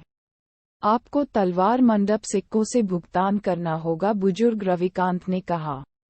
तलवार मंडप सिक्के, बिपिन ने अपनी आवाज में चिड़चिड़ापन के संकेत के साथ चुपचाप दोहराया। उन्होंने यह उम्मीद नहीं की थी कि एसेंडेंट क्लाउड स्वॉर्ड पवेलियन के भीतर एक और मुद्रा का उपयोग किया जाएगा और उन्हें लग रहा था कि निकट भविष्य में इसे अर्जित करने के लिए उन्हें काफी प्रयास करना होगा। वास्तव में ऐसा महसूस हो रहा था कि वह कभी भी मौद्रिक समस्याओं से मुक्त नहीं होंगे। इस दर पर तलवार मंडप सिक्का एक आभासी मुद्रा है जिसका उपयोग केवल आरोही कुट तलवार मंडप के भीतर किया जाता है। इसका उपयोग आपको जो कुछ भी चाहिए उसे खरीदने के लिए किया जा सकता है, चाहे वह गोलियां, हथियार, खेती की तकनीक या यहाँ तक कि बड़ों से सबक भी हो। हालांकि उन्हें कमाना काफी परेशानी भरा हो सकता है। आपको या तो द्वंद्व रिंग में भाग लेना होगा, मिशन पूरा करना होगा, सवालों का जवाब देना होगा, दूसरों की या उनकी खेती में दूसरों का मार्गदर्शन करें। किसी भी मामले में सबसे महत्वपूर्ण बात जो आपको जानना है वह ये है कि संप्रदाय के भीतर हर चीज के लिए तलवार मंडप सिक्कों की आवश्यकता होती है। उनके बिना आप जो कुछ भी करते हैं उसमें बाधाओं का सामना करना पड़ेगा। दूसरी ओर, यदि आप पर्याप्त तलवार मंडप सिक्के अर्जित करने में सक्षम हैं, आप स्वाभाविक रूप से खेती के संसाधनों की अंतहीन आपूर्ति का दावा करने में सक्षम होंगे। आप किसी भी अन्य की तुलना में अपनी खेती को तेजी से आगे बढ़ाने में सक्षम होंगे, बुजुर्ग रविकांत ने समझाया। दीपक को थोड़ा आश्चर्य भी हुआ। उन्होंने जो कल्पना की थी चीजें उससे थोड़ी भिन्न थीं। उन्होंने एसेंडेंट क्लाउड स्वॉर्ड पवेलियन की कल्पना एक पालौकिक संप्रदाय के रूप में की थी, जहां भौतिक आवश्यकताएं गौण चिंता का विषय होंगी। हर कोई खेती और तलवारबाजी की गहराई की खोज में पूरी तरह से डूबा हुआ होगा। इसके विपरीत उनकी अपेक्षाओं से ऐसा लग रहा था कि वहां काफी पूंजीवादी अर्थव्यवस्था होगी। एक क्षण रुके, बुजुर्ग रविकांत, आपने पहले बताया था कि स्वॉर्ड पवेलियन कॉइन्स एक आभासी मुद्रा है क्या? इसका मतलब ये है कि एसेंडेंट क्लाउड स्वॉर्ड पवेलियन का अपना इथेरियल हॉल है? बिपिन ने पूछा। आप इसे इस तरह से सोच सकते हैं कि हमारे पास अपना निजी ईथर हॉल है जहां शिष्य पहुंच सकते हैं। अन्य ईथर हॉल के समान ये एक ऐसी जगह है जहां हमारे शिष्य एक दूसरे के साथ झगड़ते और व्यापार करते हैं। अंतर केवल इतना होगा कि हमारा ईथर हॉल आंतरिक रूप से नियंत्रित होता है हमारे अपने लोगों द्वारा और इसकी अपनी मुद्रा और प्रणाली है। यह वहां मौजूद अन्य ईथर हॉल से स्वतंत्र है। बुजुर्ग रविकांत ने उत्तर दिया। बिपिन ने एहसास में सिर हिलाया। उसकी पिछली दुनिया से एक सादृश्य का उपयोग करने के लिए एसेंडेंट क्लाउड्स वर्ल्ड पवेलियन के भीतर ईथर हॉल एक पीसी कैफे में एक स्थानीय क्षेत्र नेटवर्क की तरह था। केवल पीसी कैफे से संबंधित उपकरणों पर मौजूद लोग ही इस पृथक नेटवर्क तक पहुंच सकते थे। ओह ठीक है, हमारे अपने ईथर हॉल में साधना का मानक स्तर भी अलग है। हमारे ईथर हॉल तक केवल आंतरिक शिष्यों और उससे ऊपर के लोगों द्वारा ही पहुंचा जा सकता है। इसलिए ईथर हॉल के अंदर साधना का मानक स्तर संत एक दान नहीं बल्कि प्राचीन ऋषि एक दान है। बुजुर्ग रविकांत ने कहा। जो लोग स्टारलाइट सिटी के ईथर हॉल में प्रवेश करते हैं, चाहे वे बाहर कितने भी शक्तिशाली क्यों न हों, उनकी साधना का क्षेत्र सेंट एक डैन में सिमट जाएगा। हालांकि यहाँ यह अलग था। चाहे कोई व्यक्ति कितना भी शक्तिशाली या कमजोर क्यों न हो, उनकी साधना का क्षेत्र प्राचीन ऋषि एक डैन में निर्धारित किया जाएगा। ईथर हॉल ये समझ में आता है क्योंकि यदि किसी की ताकत केवल सेंट एक डैन तक ही सीमित है तो बहुत अधिक दुर्जेय तलवारबाजी को अंजाम नहीं दिया जा सकता है। इससे द्वंद्व युद्ध की अंगूठी भी निरर्थक हो जाएगी। इसके अलावा बाकी सब कुछ लगभग वैसा ही है। आप अपनी पहचान छुपा सकते हैं और अपना रूप भी बदल सकते हैं, जिससे अन्य लोग यह नहीं बता पाएंगे कि आप कौन हैं। और इसके विपरीत, हालांकि इसका मतलब ये भी है कि जिस व्यक्ति से आप बात कर रहे हैं वह कोई बुजुर्ग या यहाँ तक कि हो सकता है संप्रदाय नेता स्वयं। इस प्रकार आपको ये सुनिश्चित करना चाहिए कि ईथर हॉल के भीतर दुस्साहस न करें। जबकि हमारे बुजुर्ग और संप्रदाय नेता प्रतिशोधी लोग नहीं हैं, फिर भी यदि आप अपनी सीमा लांघते हैं तो आप काफी परेशानी में पड़ सकते हैं। बुजुर्ग रविकांत ने गंभीरता से चेतावनी दी। बुजुर्ग संप्रदाय के नेता। उस स्पष्टीकरण को सुनकर न केवल बिपिन बिल्कुल भी घबराया नहीं, बल्कि उसकी आंखें भी उत्तेजना से चमक उठीं। वह आश्चर्यचकित हुए बिना नहीं रह सका कि अगर मैं किसी बुजुर्ग या संप्रदाय के नेता की पिटाई करता हूँ, तो क्या यह सामान्य कृषकों की पिटाई से ज्यादा खुशी की बात होगी। अध्याय 1985। टेनली तलवार भगवान। समान साधना क्षेत्र के लोगों के विरुद्ध बिपिन को काफी हद तक अजेय कहा जा सकता है। भले ही वह जिस प्रतिद्वंद्वी का सामना कर रहा था वह कोई बुजुर्ग या संप्रदाय का नेता था, उसे विश्वास था कि वह अपनी क्षमताओं से नहीं हारेगा, क्योंकि ऐसी स्थिति में उसे उन्हें थोड़ा धमकाने में सक्षम होना चाहिए। उन लोगों के पास काफी अच्छी चीजें होने की संभावना थी और उनके पास महत्वपूर्ण जानकारी भी होनी थी। जब तक वह उन्हें हरा सकता था, उसे उनमें से कुछ चीजें प्राप्त करने में सक्षम होना चाहिए।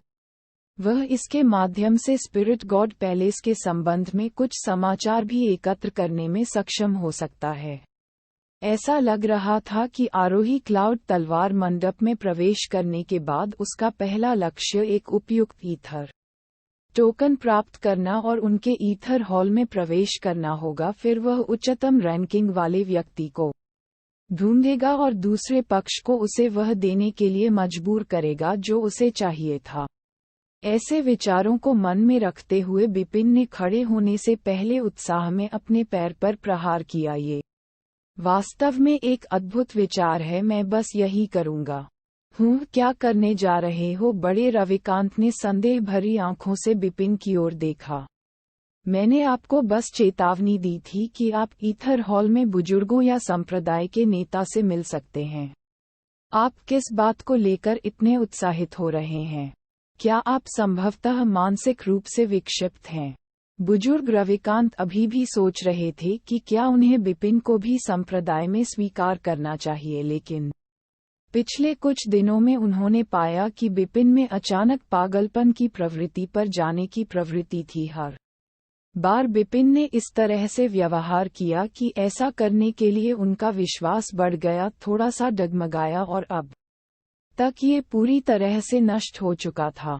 ऐसा कुछ भी नहीं है, मेरे विचार बस थोड़ा भटक गए, बिपिन ने मुस्कुराते हुए उत्तर दिया। दूसरी ओर दीपक ने शर्मिंदगी से अपना चेहरा पकड़ लिया। ऊंचे दरवाजों से गुजरते हुए हवाई जानवर अंततः एक ऊंचे पहाड़ पर उतरा और जानवर की पीठ से नीचे छलांग लगाते हुए बुजुर्ग रविकांत ने तेजी से दीपक के लिए एक आवास की व्यवस्था की। आप में से बाकी लोगों को कुछ समय के लिए यहीं आराम करना चाहिए। दीपक मेरे साथ आओ, आपको पहले परीक्षा देनी होगी, बुजुर्ग रविकांत ने बिपिन काओ चेंगली और बुजुर्ग यी को कुछ समय के लिए निवास में रहने का इशारा करते हुए कहा। इम्तिहान। मैंने आपके लिए पहले जो परीक्षा आयोजित की थी वह केवल ये दर्शाती है कि आपके पास एक आंतरिक शिष्य बनने की योग्यता है। इस प्रक्रिया को औपचारिक रूप देने के लिए आपको अपनी तलवारबाजी दिखाने के लिए स्वॉर्ड गॉड हॉल में जाना होगा, बुजुर्ग रविकांत ने कहा। तलवार भगवान हॉल? हाँ, यह वह जगह है जहाँ शिष्यों का परीक्षण किया जाता है, चाहे वह बाहरी शिष्य बनने की इच्छा रखने वाले छोटे शिष्य हों या मुख्य शिष्य बनने की उम्मीद करने वाले आंतरिक शिष्य हों, उन्हें स्वॉर्ड गॉड हॉल में अपनी तलवारबाजी का प्रदर्शन करना होगा। यह मेरे इरादों के समान है जब मैंने आपको अंकित के साथ बहस करने के लिए कहा था, लेकिन मूल्यांकन स्वॉर्ड गॉड हॉल में ये कहीं अधिक सटीक होगा। यह आपकी वर्तमान ताकत को और अधिक स्पष्ट रूप से प्रतिबिंबित करेगा, बुजुर्ग रविकांत ने मुस्कुराते हुए समझाया। किसी युद्ध में तलवार चलाने वाले की तलवार चलाने की कला उनकी शारीरिक स्थिति, मानसिक लचीलापन, सजगता आदि से प्रभावित होती है। हालांकि स्वॉर्ड गॉड हॉल में इन कारकों की उपेक्षा की जाती है। जब तक तलवार के बारे में आपकी समझ संतोषजनक स्तर तक पहुंच जाती है, तब तक परिणाम इस प्रकार प्रतिबिंबित होंगे। दीपक ने एहसास में अपनी आंखें फैला दीं।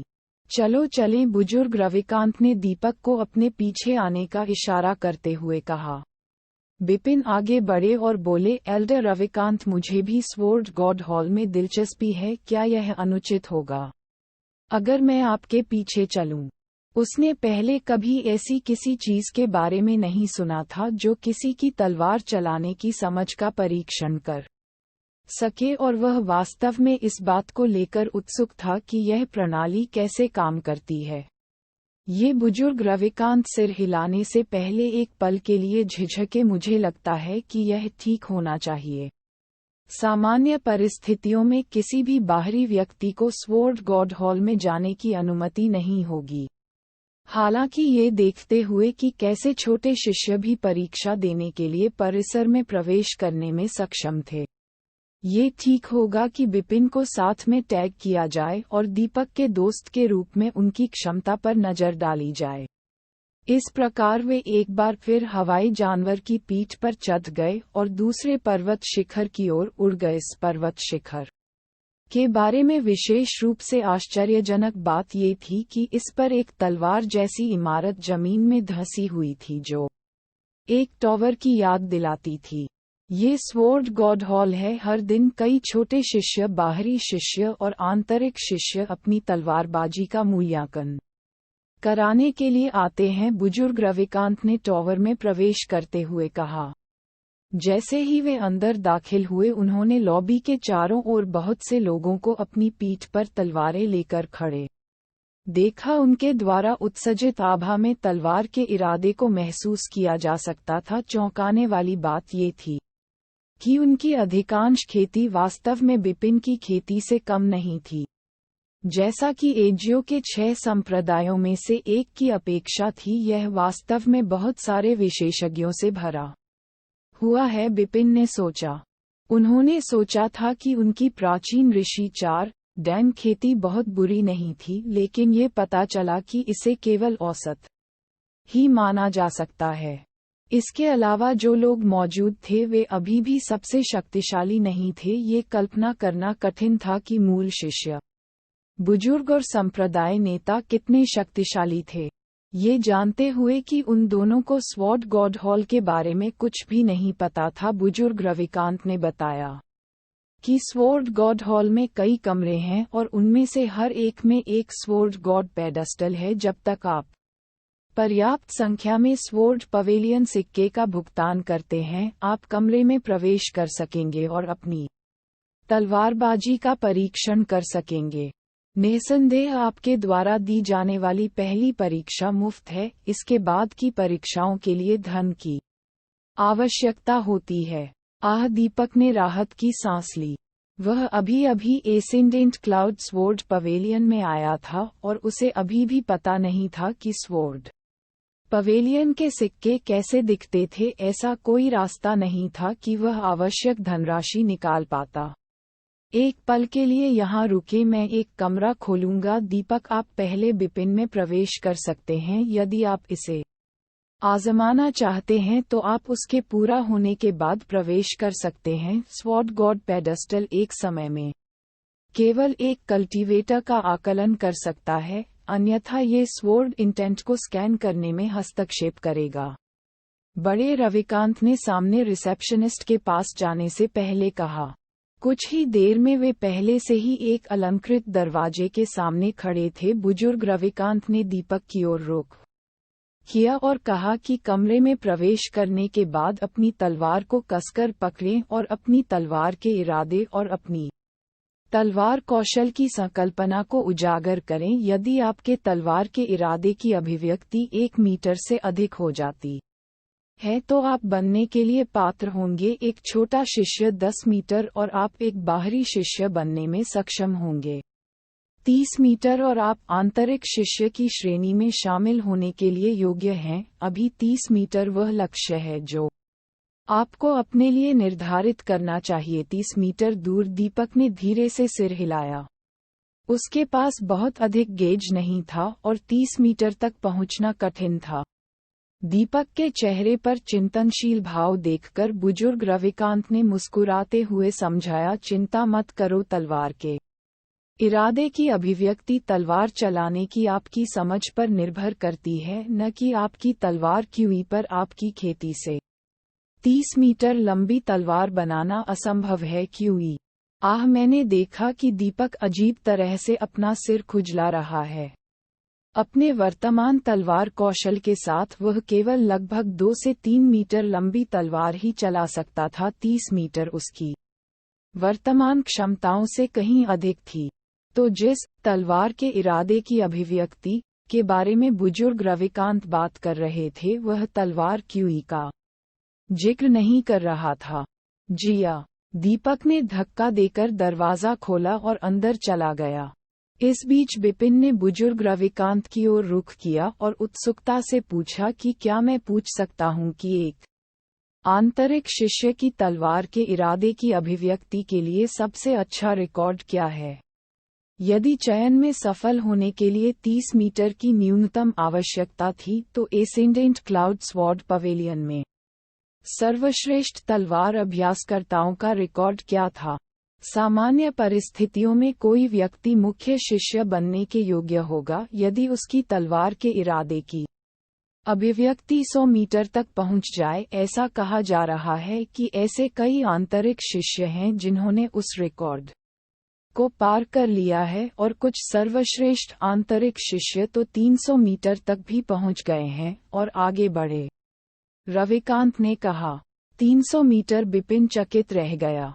उन्हें पता नहीं था कि इस तलवार के इरादे की अभिव्यक्ति की गणना कैसे की गई थी, लेकिन अगर बाहरी शिष्यों को भी 30 मीटर तक पहुंचने में परेशानी होती थी तो जो 10 बार रिकॉर्ड हासिल कर सकते थे वह वास्तव में भयानक अस्तित्व था। निसंदेह ये केवल आंतरिक शिष्यों के बीच ही होता है। मुख्य शिष्यों में बहुत सारे दुर्जेय विशेषज्ञ होते हैं और उनमें से कुछ तो 500 मीटर से भी अधिक मीटर पार कर चुके होते हैं। जो कोई भी उस रिकॉर्ड को पार कर जाता है उसे तलवार भगवान की उपाधि दी जाती है। यहीं पर वन ली तलवार भगवान की उपाधि भी दी जाती है और टू ली स्वॉर्ड गॉड कहा जाता है कि संप्रदाय के पूरे इतिहास में सबसे प्रतिभाशाली व्यक्ति ने एक बार 10 ली की दूरी पर अपने तलवार के इरादे को साकार किया था और इस प्रकार अन्य लोगों ने सम्मानपूर्वक उसे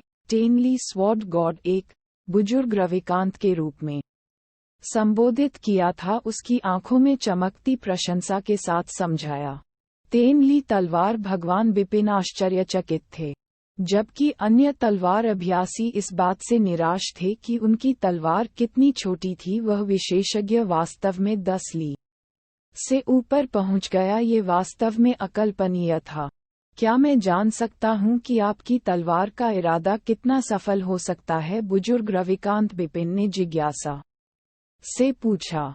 मेरे बड़े रविकांत इस सवाल से थोड़ा आश्चर्यचकित हुए। जैसे ही उन्होंने अपना सिर हिलाया, उनके चेहरे पर कड़वाहट आ गई। मेरे पास तलवारबाजी के लिए बहुत अधिक प्रतिभा नहीं है, इसलिए जब मैं अपने छोटे वर्षों में था तब मैंने इसे एक आंतरिक शिष्य के रूप में भी नहीं बनाया था। मेरी अथक मेहनत की वजह से मैं अंततः अपनी वर्तमान स्तर की साधना तक पहुंच गया और खुद को एक बाहरी बुजुर्ग का पद प्राप्त कर लिया। भले ही मैंने कई वर्षों तक तलवार के रास्ते का अभ्यास किया है, फिर भी मैं 100 मीटर के निशान तक पहुंचने में असमर्थ हूं।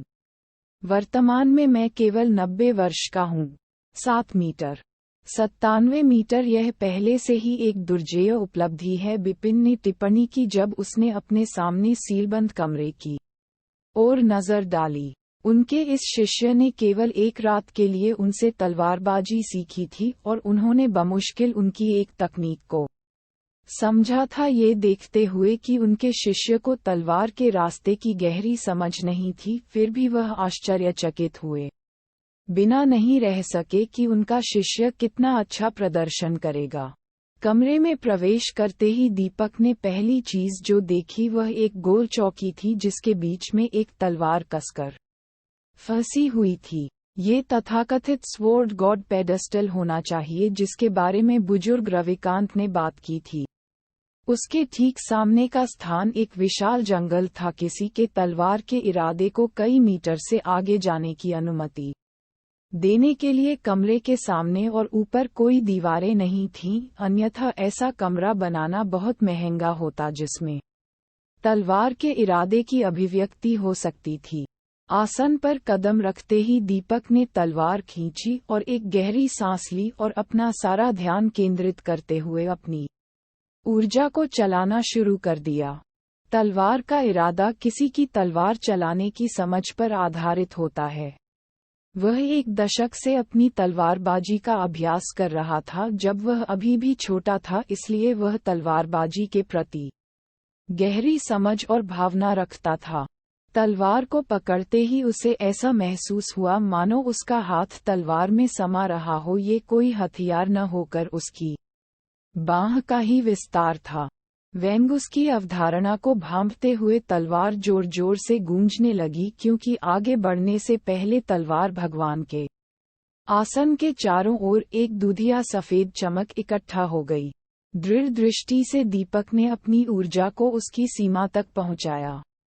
पियो तलवार का इरादा फूट पड़ा। दीपक ने दूर तक देखने के लिए तुरंत अपनी आंखें खोलीं, लेकिन उसने जो देखा उससे उसका चेहरा कठोर हो गया। दूसरे शब्दों में 1 मीटर का 1/3। उसने अपनी ताकत को अपनी सीमा तक बढ़ा दिया था, लेकिन ये पता चला कि उसकी तलवार के इरादे की अभिव्यक्ति केवल 1 मीटर का 1/3 थी। अगर ऐसा था तो इसका मतलब यह नहीं था कि तलवार चलाने की उसकी समझ की तुलना एक मामूली शिष्य से भी नहीं की जा सकती थी। यह नहीं हो सकता, यहाँ तक कि अंकित भी मेरे लिए मैच नहीं था। तब दीपक का सिर लगभग फट गया था। बुजुर्ग रविकांत इस बात पर जोर देते रहे कि स्वॉर्ड गॉड हॉल कितना निष्पक्ष था, लेकिन वास्तविक युद्ध में उनकी तलवारबाजी अंकित से भी बेहतर थी। उनकी सीमा सिर्फ 0.33 मीटर कैसे हो सकती थी? यह असंभव था। एक क्षण रुकिए, मैंने अंकित को तलवार से हरा दिया, शायद मुझे वह चाल आजमानी चाहिए। एक पल की झिझक के बाद दीपक को याद आया कि उसके पास अभी भी वह शक्तिशाली तुरुप का पत्ता है, इसलिए उसने अपनी उंगली हिलाने से पहले एक गहरी सांस ली। विंग! उसके हाथ की तलवार हवा में तैर गई, हांग लंबा लंबा। जैसे ही तलवार ने उसकी पकड़ छोड़ी, उसके शरीर से एक जबरदस्त तलवार का इरादा फूट पड़ा। जवाब में तलवार ने भी अपना तलवार का इरादा छोड़ दिया और कमरा तेजी से सफेद धुंध से भर गया। तलवार के चारों ओर एक शक्तिशाली धारा घूमती हुई तूफान की तरह इकट्ठी हो गई।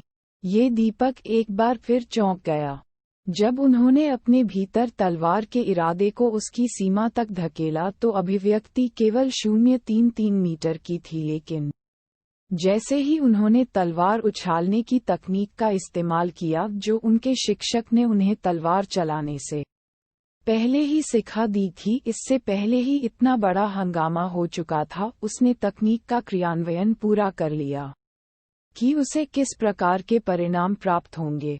क्या वास्तव में तलवार चलाने की कला जो उन्होंने 10 साल की कड़ी मेहनत से सीखी थी और जो उनके शिक्षक ने उन्हें सिखाई थी, उनमें इतना बड़ा अंतर था? जाना। चेहरे पर अजीब भाव लिए दीपक ने तलवार को झटका दिया और वह तुरंत दूर जा गिरी। हॉन्ग लंबा। पलक झपकते ही नजरों से ओझल हो गई। तलवार की गति के साथ साथ सफेद तलवार का इरादा भी तेजी से आगे बढ़ा। इस पर दीपक ने हतप्रभ होकर अपनी आंखें झपकाईं। उनकी अपनी तलवार का इरादा केवल 0.33 मीटर तक पहुंचने के लिए पर्याप्त था, लेकिन उनके शिक्षक की तलवारबाजी से तलवार का इरादा इतना उड़ गया कि उनकी आंखें इसे देख भी नहीं सकीं। यह निश्चित रूप से 30, 50 या 100 मीटर से भी अधिक लंबा था। क्या यह अभी भी उड़ रहा है? एक क्षण इंतजार करने के बाद भी ऐसा नहीं लगा कि तलवार का इरादा अभी तक अपने अंत तक पहुंच गया है। इससे दीपक थोड़ा स्तब्ध रह गया। क्या ये कुछ ज्यादा ही दूर तक चला गया जिससे उसके परिणाम अमान्य हो गए? विंग! लेकिन जब वह इस मामले पर चिंता कर रहा था तो उसके परिणामों को प्रतिबिंबित करने से पहले उसके बगल की दीवार थोड़ा हिल गई। 499 मीटर। वह तलवार का देवता बनने से बस 1 मीटर पीछे था। अध्याय 1986। विपिन ने परीक्षा दी। ये समझ में आया कि क्या हो रहा था। दीपक ने विलाप करते हुए गहरी आह भरी। ऐसा लगता है कि मैं केवल अपने शिक्षक की तलवार कला सीखने में कामयाब रहा हूँ, लेकिन मैं अभी तक मौलिक तलवार के इरादे और उसके जैसे अन्य चीजों को नहीं समझ पाया हूँ।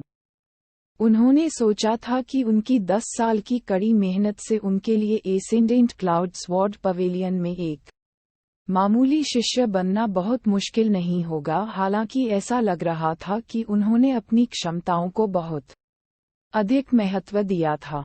वह लक्ष्य तक पहुंचने से काफी दूर था।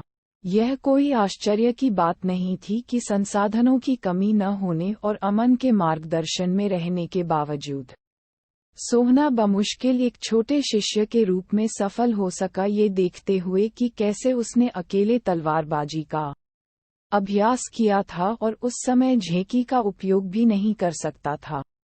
सबसे अधिक संभावना है कि 0.33 मीटर भी उनके शिक्षक के अधीन आने के बाद से उनके प्रशिक्षण का परिणाम था। यदि यह पहले होता तो संभावना थी कि उन्होंने कुछ भी स्कोर नहीं किया होता। मैंने केवल शिक्षक की तलवार कला के पीछे की गतिविधियों को सीखा है, इसके पीछे के सिद्धांतों को नहीं। लेकिन मैं पहले से ही तलवार के इरादे को यहाँ तक लाने में सक्षम हूँ। अगर मैं इसके पीछे की पूरी अवधारणा को समझता हूँ तो मुझे आश्चर्य होता है कि मैं दीपक विचार में कितना शक्तिशाली बन पाऊंगा। वर्तमान दीपक उस बच्चे की याद दिला रहा था जिसने गणित की समस्याओं को रटने के माध्यम से हल करना सीख लिया था। वह उत्तर प्राप्त कर सकता था, लेकिन जब उससे पूछा गया कि उसने एक विशिष्ट मॉडल या उसके समाधान के पीछे के विवरण का उपयोग क्यों किया था तो उसका चेहरा पूरी तरह से खाली हो जाता था। एक व्यक्ति ओड टू गैलेंट्री एक से अच्छी तरह से वाकिफ हो सकता है, इसे इतने भावपूर्ण ढंग से सुनाता है कि ये दूसरों की भावनाओं को जागृत करता है। हालांकि इसका मतलब यह नहीं है कि वे ली बाई जैसे कवि बन गए हैं, जो समय से परे छंदों के साथ आने में सक्षम हैं। ऐसी स्थिति में होने के बावजूद दीपक की तलवार का इरादा 499 मीटर तक पहुंचने में सक्षम था। यदि उसने अपने शिक्षक के सच्चे ज्ञान में महारत हासिल कर ली होती तो उसे इसमें कोई संदेह नहीं था कि वह उससे कहीं अधिक हासिल करने में सक्षम होता। जिसके बारे में बात करने का मतलब यह नहीं था कि उसके शिक्षक ने पहले ही 500 मीटर के निशान को पार कर लिया था और उस स्तर तक पहुंच गया था जो कि एसेंडेंट क्लाउड स्वॉर्ड पवेलियन से कहीं अधिक था। मुझे जल्दी से अपने शिक्षक के साथ अदला बदली करनी चाहिए ताकि वह भी इसे आजमा सके, दीपक ने कमरे से बाहर निकलते हुए व्याकुलता से सोचा। यहाँ तक कि 1 या 2 दिन में उन्होंने जो तलवारबाजी सीखी थी वह इतनी जबरदस्त थी कि उन्हें इसमें कोई संदेह नहीं था कि उनके शिक्षक एक नया कीर्तिमान स्थापित करने में सक्षम होंगे। दीपक को देखते ही बुजुर्ग रविकांत ने उत्सुकता से पूछा, कैसा है, क्या तुम 30 मीटर से अधिक हो गए? हालांकि उसे विश्वास था कि दीपक शर्त पूरी कर लेगा, लेकिन अंततः उत्तर मिलने तक उसका दिल घबराहट से कांपने के अलावा कुछ नहीं कर सका। दीपक ने लाल चेहरे के साथ सिर हिलाया। सच तो ये है कि तलवारबाजी की उनकी अपनी समझ से केवल 0.33 मीटर की ही अभिव्यक्ति हुई, लेकिन अगर उन्होंने स्वीकार किया कि उन्हें तुरंत बाहर कर दिया जाएगा तो बहुत चिंतन के बाद उन्होंने कुछ समय के लिए इसके साथ जाने का फैसला किया था। भविष्य में अपनी कमजोरी को दूर करने के लिए उसे और अधिक मेहनत करनी होगी। ये सुनने के बाद कि दीपक ने परीक्षा उत्तीर्ण कर ली है, बुजुर्ग रविकांत ने सबसे पहले राहत की सांस ली। फिर आगे की जानकारी के लिए पूछा, तुम्हारे तलवार के इरादे का प्रकटीकरण कब तक हुआ था? उन्होंने पिछले दिनों दीपक की तलवारबाजी देखी थी। यह कला का एक अविश्वसनीय काम था, यहाँ तक कि बाहरी शिष्यों में से प्रथम वरिष्ठ अंकित भी इसका मुकाबला नहीं कर सके। यह अपने आप में दीपक को शीर्ष कुछ आंतरिक शिष्यों में शामिल करने के लिए पर्याप्त होना चाहिए। ठीक है, यह मेरा परिणाम है, दीपक ने Z टोकन पास करते हुए उत्तर दिया। जब वे पहले सामने आए तो उन्होंने दीवार पर प्रतिबिंबित परिणामों को रिकॉर्ड कर लिया था।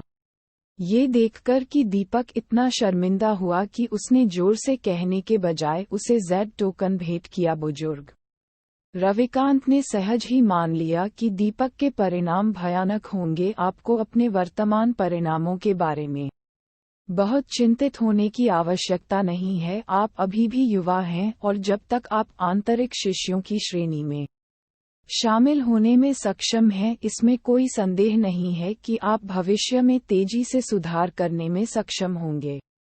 लेकिन इससे पहले कि वह अपनी बात पूरी कर पाता, उसकी नज़र Z टोकन पर लिखी चीज पर पड़ी और उसकी आंखें लगभग बाहर की ओर निकल आईं। 4-499 मीटर। उन दीपक ने लाल चेहरे के साथ सिर हिलाया। यह निश्चित रूप से इतना स्पष्ट रूप से झूठ बोलना शर्मनाक था। बुजुर्ग रविकांत ने दीपक की शर्मिंदा अभिव्यक्ति और हाथ में Z टोकन के बीच बारी बारी से बदलाव किया और उन्होंने उन्माद में अपने बाल पकड़ लिए। क्या आपके साथ कुछ गड़बड़ है? आपकी शर्मिंदा नज़र ने मुझे ये सोचने पर मजबूर कर दिया कि आप मुश्किल से 30 मीटर या उसके आसपास तक पहुंचे हैं, लेकिन वास्तव में आपका स्कोर 499 मीटर है। क्या आप जानते हैं कि कितने विचित्र मूल शिष्य आपके समान परिणाम प्राप्त करना चाहेंगे लेकिन ऐसा करने में असमर्थ हैं? आप पहले से ही तलवार भगवान बनने की कगार पर हैं। क्या आप ये जानते हैं? इतना शक्तिशाली होने के बावजूद आपका चेहरा अभी भी आपके स्कोर पर शर्मिंदगी से लाल है। फिर मैं क्या हूँ? अपमान की एक चलती फिरती अभिव्यक्ति। बुजुर्ग रविकांत को ऐसा महसूस हो रहा था मानो उनकी गरिमा को उल्टा लटका दिया गया हो और आगे पीछे हथौड़े से ठोक दिया गया हो। उन्होंने ऐसे बहुत से शिष्यों को देखा था जो अपने खराब परिणाम से परेशान थे, लेकिन ये पहली बार था कि उन्होंने इतने अच्छे परिणाम वाले किसी व्यक्ति को इस तरह की अभिव्यक्ति करते हुए देखा था। ये परिदृश्य बिल्कुल वैसा ही महसूस हुआ जैसे जिस दिन परीक्षा परिणाम जारी हुए थे आपने एक छात्र को देखा जो लगातार बड़बड़ा रहा था, इसलिए आप उसे सांत्वना देने के लिए गए। बहुत सांत्वना के बाद आखिरकार छात्र ने अपनी उदासी के पीछे का असली कारण बताया। 100 अंकों की परीक्षा में उसे केवल 99 अंक प्राप्त हुए हैं, लेकिन आप जो उसे सांत्वना देने गए थे केवल 9 अंक प्राप्त कर पाए। बुजुर्ग रविकांत ने कभी नहीं चाहा था कि वह उस स्थान से इतना गायब हो जाए जितना वह उस पल में हो गया। पूछने से पहले उन्होंने 2 लंबी सांसें लीं। क्या आप अपने परिणामों से शर्मिंदा महसूस कर रहे हैं? हाँ, ये बहुत अजीब है। दीपक ने शर्म से अपना चेहरा ढक लिया। बुजुर्ग रविकांत का दिल गुस्से से इतनी तेजी से धड़कने लगा कि उन्हें खुद को शांत करने के लिए बार बार अपनी छाती पर जोर से प्रहार करना पड़ा। वह अब इस व्यक्ति से बात नहीं करना चाहते थे। उन्होंने बिपिन की ओर मुड़ने से पहले एक और गहरी सांस ली और पूछा, क्या आप करते हैं? मैं भी इसे आजमाना चाहता हूँ। उसे डर था कि अगर वह दीपक से बात करता रहेगा तो वह हिंसक होने लगेगा। ये ठीक है, फिर बिपिन ने अंदर जाते हुए सिर हिलाया। रास्ते में वह सोचने से खुद को नहीं रोक सका, हालांकि मेरे इस छात्र ने मेरी तलवारबाजी के बारे में बहुत कुछ नहीं सीखा है, लेकिन उसने मेरी विनम्रता और कम प्रोफाइल रवैये को अच्छी तरह से सीखा है। बुरा नहीं है। ऐसा लगता था जैसे वह एक ऐसी प्रतिभा थी जिसे ढाला जा सकता था। दरवाजा बंद करके बिपिन स्वॉर्ड गॉड पेडेस्टल तक चला गया। हम यहाँ तलवार क्यों नहीं है? बिपिन ने चारों ओर देखा, लेकिन कमरा बिल्कुल खाली था। वहाँ कोई तलवार नहीं दिख रही थी। बड़े रविकांत ने जो कहा था उसके अनुसार वहाँ एक तलवार होनी चाहिए थी। क्या ऐसा हो सकता है कि तलवारबाजी के मूल्यांकन के लिए तलवार की आवश्यकता नहीं थी? यह बिल्कुल सही नहीं लगता था। फिर दीपक पहले भी वहां था, जिसका मतलब था कि तलवार के बिना भी ऐसा करना संभव होना चाहिए। लेकिन फिर भी बिना तलवार के 499 मीटर की दौड़ दिखाने में सक्षम होने के बावजूद मैं शायद दीपक की प्रतिभा को कम आंक रहा हूँ। शायद स्वॉर्ड गॉड पेडेस्टल ने इस्तेमाल के लिए तलवारें उपलब्ध नहीं कराई थीं। याद करते हुए जिन शिष्यों को उसने बाहर देखा था उनमें से अधिकांश अपनी पीठ पर तलवारें लिए हुए थे। इसमें कोई संदेह नहीं कि हाथ में तलवार के बिना यह एक बड़ी बाधा होगी। लगभग 1 ली का परिणाम प्राप्त करने के बावजूद उसके छात्र ने वास्तव में उसे निराश नहीं किया। चूंकि उसका छात्र अपने शिक्षक के रूप में तलवार के बिना ऐसा करने में सक्षम था, इसलिए उसे कम से कम ऐसा करने में सक्षम होना चाहिए। इस प्रकार बिपिन ने एक ही बार में अपनी सारी तलवार छोड़ने से पहले एक गहरी सांस ली। जब उसने अपनी उंगली थोड़ी ऊपर उठाई तो मास्टर टीचर कॉन्टिनेंट में सीखी गई स्वॉर्ड क्विंटेसेंस उसके दिमाग में घूमने लगी। अविश्वसनीय रूप से घनीभूत तलवार क्यूई का एक समूह उसकी उंगलियों पर इकट्ठा होने लगा। उसकी तलवार क्यूई के संचय के साथ साथ एक सफेद धुंध कुर्सी से निकली और तेजी से बिपिन के चारों ओर इकट्ठा हो गई, लेकिन आगे बढ़ने के बजाय सफेद धुंध बिपिन की तलवार क्यूई के साथ मिलकर विलीन हो गई। यह ऐसा था मानो सफेद धुंध ने बिपिन की तलवार के इरादे के आगे समर्पण कर दिया हो और उसके निर्देशों के बिना एक कदम भी आगे बढ़ाने की हिम्मत न की हो। ये दृश्य देखकर बिपिन के होंठ फड़क उठे।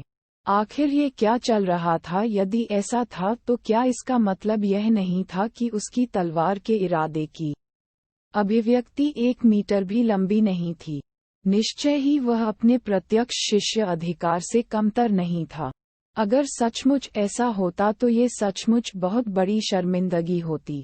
यह अस्वीकार्य है। मुझे और अधिक तलवार इरादे इकट्ठा करने और अपनी सीमाओं को पार करने की आवश्यकता है। बिपिन ने तलवार चलाने की कला के बारे में बताया जो उन्होंने स्वॉर्ड लैगून सेन कबीले में सीखी थी और उस अवधारणा के बारे में बताया जो उन्होंने तब महसूस की थी जब उन्होंने पहली बार कबीले में प्रवेश किया था। वे तलवार क्विंटेसेंस उसके दिमाग के चारों ओर घूमती रहीं और उसके शरीर से एक अदम्य आभा फूट पड़ी। एक पल में ऐसा लगा जैसे वह एक विशाल तलवार बन गई है जो दुनिया को 2 टुकड़ों में काट सकती है। हॉन्ग लंबा। जैसे जैसे उसकी तलवार का इरादा अपनी सीमा तक बढ़ रहा था, कमरे में जमा होने वाली सफेद धुंध की मात्रा भयानक दर से बढ़ रही थी। पलक झपकते ही ऐसा लग रहा था मानो कमरा एक विनाशकारी आग का दृश्य बन गया हो। तलवार के इरादे की सघनता के साथ वहां घनी सफेद धुंध तरल पदार्थ में तब्दील होने लगी थी। क्या यह अभी भी 1 मीटर से कम असंभव है? बिपिन पहले ही इतनी हद तक जा चुका था, लेकिन जब उसने सामने देखा तो उसकी तलवार के इरादे की अभिव्यक्ति अभी भी 1 मीटर से भी कम थी। ये कैसे संभव हुआ? उसके होंठ हिल गए और वह वहीं बेहोश हो गया। ऐसा नहीं हो सकता कि अपनी जबरदस्त तलवारबाजी के बावजूद वह अभी भी एक तुच्छ शिष्य के बराबर नहीं था। लेकिन अगर ऐसा होता तो दीपक अपनी तीसरी श्रेणी की तलवारबाजी से 499 मीटर तक कैसे पहुंच पाते? मुझे विश्वास नहीं है कि दुनिया की तलवार का इरादा मेरे आदेश के तहत आता है। बिपिन ने गहराई से दहाड़ लगाए, क्योंकि उसकी झेंकी और आत्मा एक तलवार के रूप में बदल गई। उसने हवा में लटकती तलवार के इरादे को अवशोषित कर लिया और उन्हें तलवार क्यूई के संचय पर केंद्रित कर दिया। उसकी उंगलियां, यदि उनका शिष्य हाथ में तलवार के बिना इतना कुछ हासिल कर सकता है, तो अगर वह ऐसा भी नहीं कर पाता तो उसे मौत के घाट उतार दिया जाता। चाहे कुछ भी हो, वह हार नहीं सकता था। ये दीपक के शिक्षक के रूप में उनकी प्रतिष्ठा और गरिमा के लिए था। स्वॉर्ड गॉड हॉल में भीड़ के बीच एक युवक अपनी पीठ पर तलवार लेकर खड़ा था।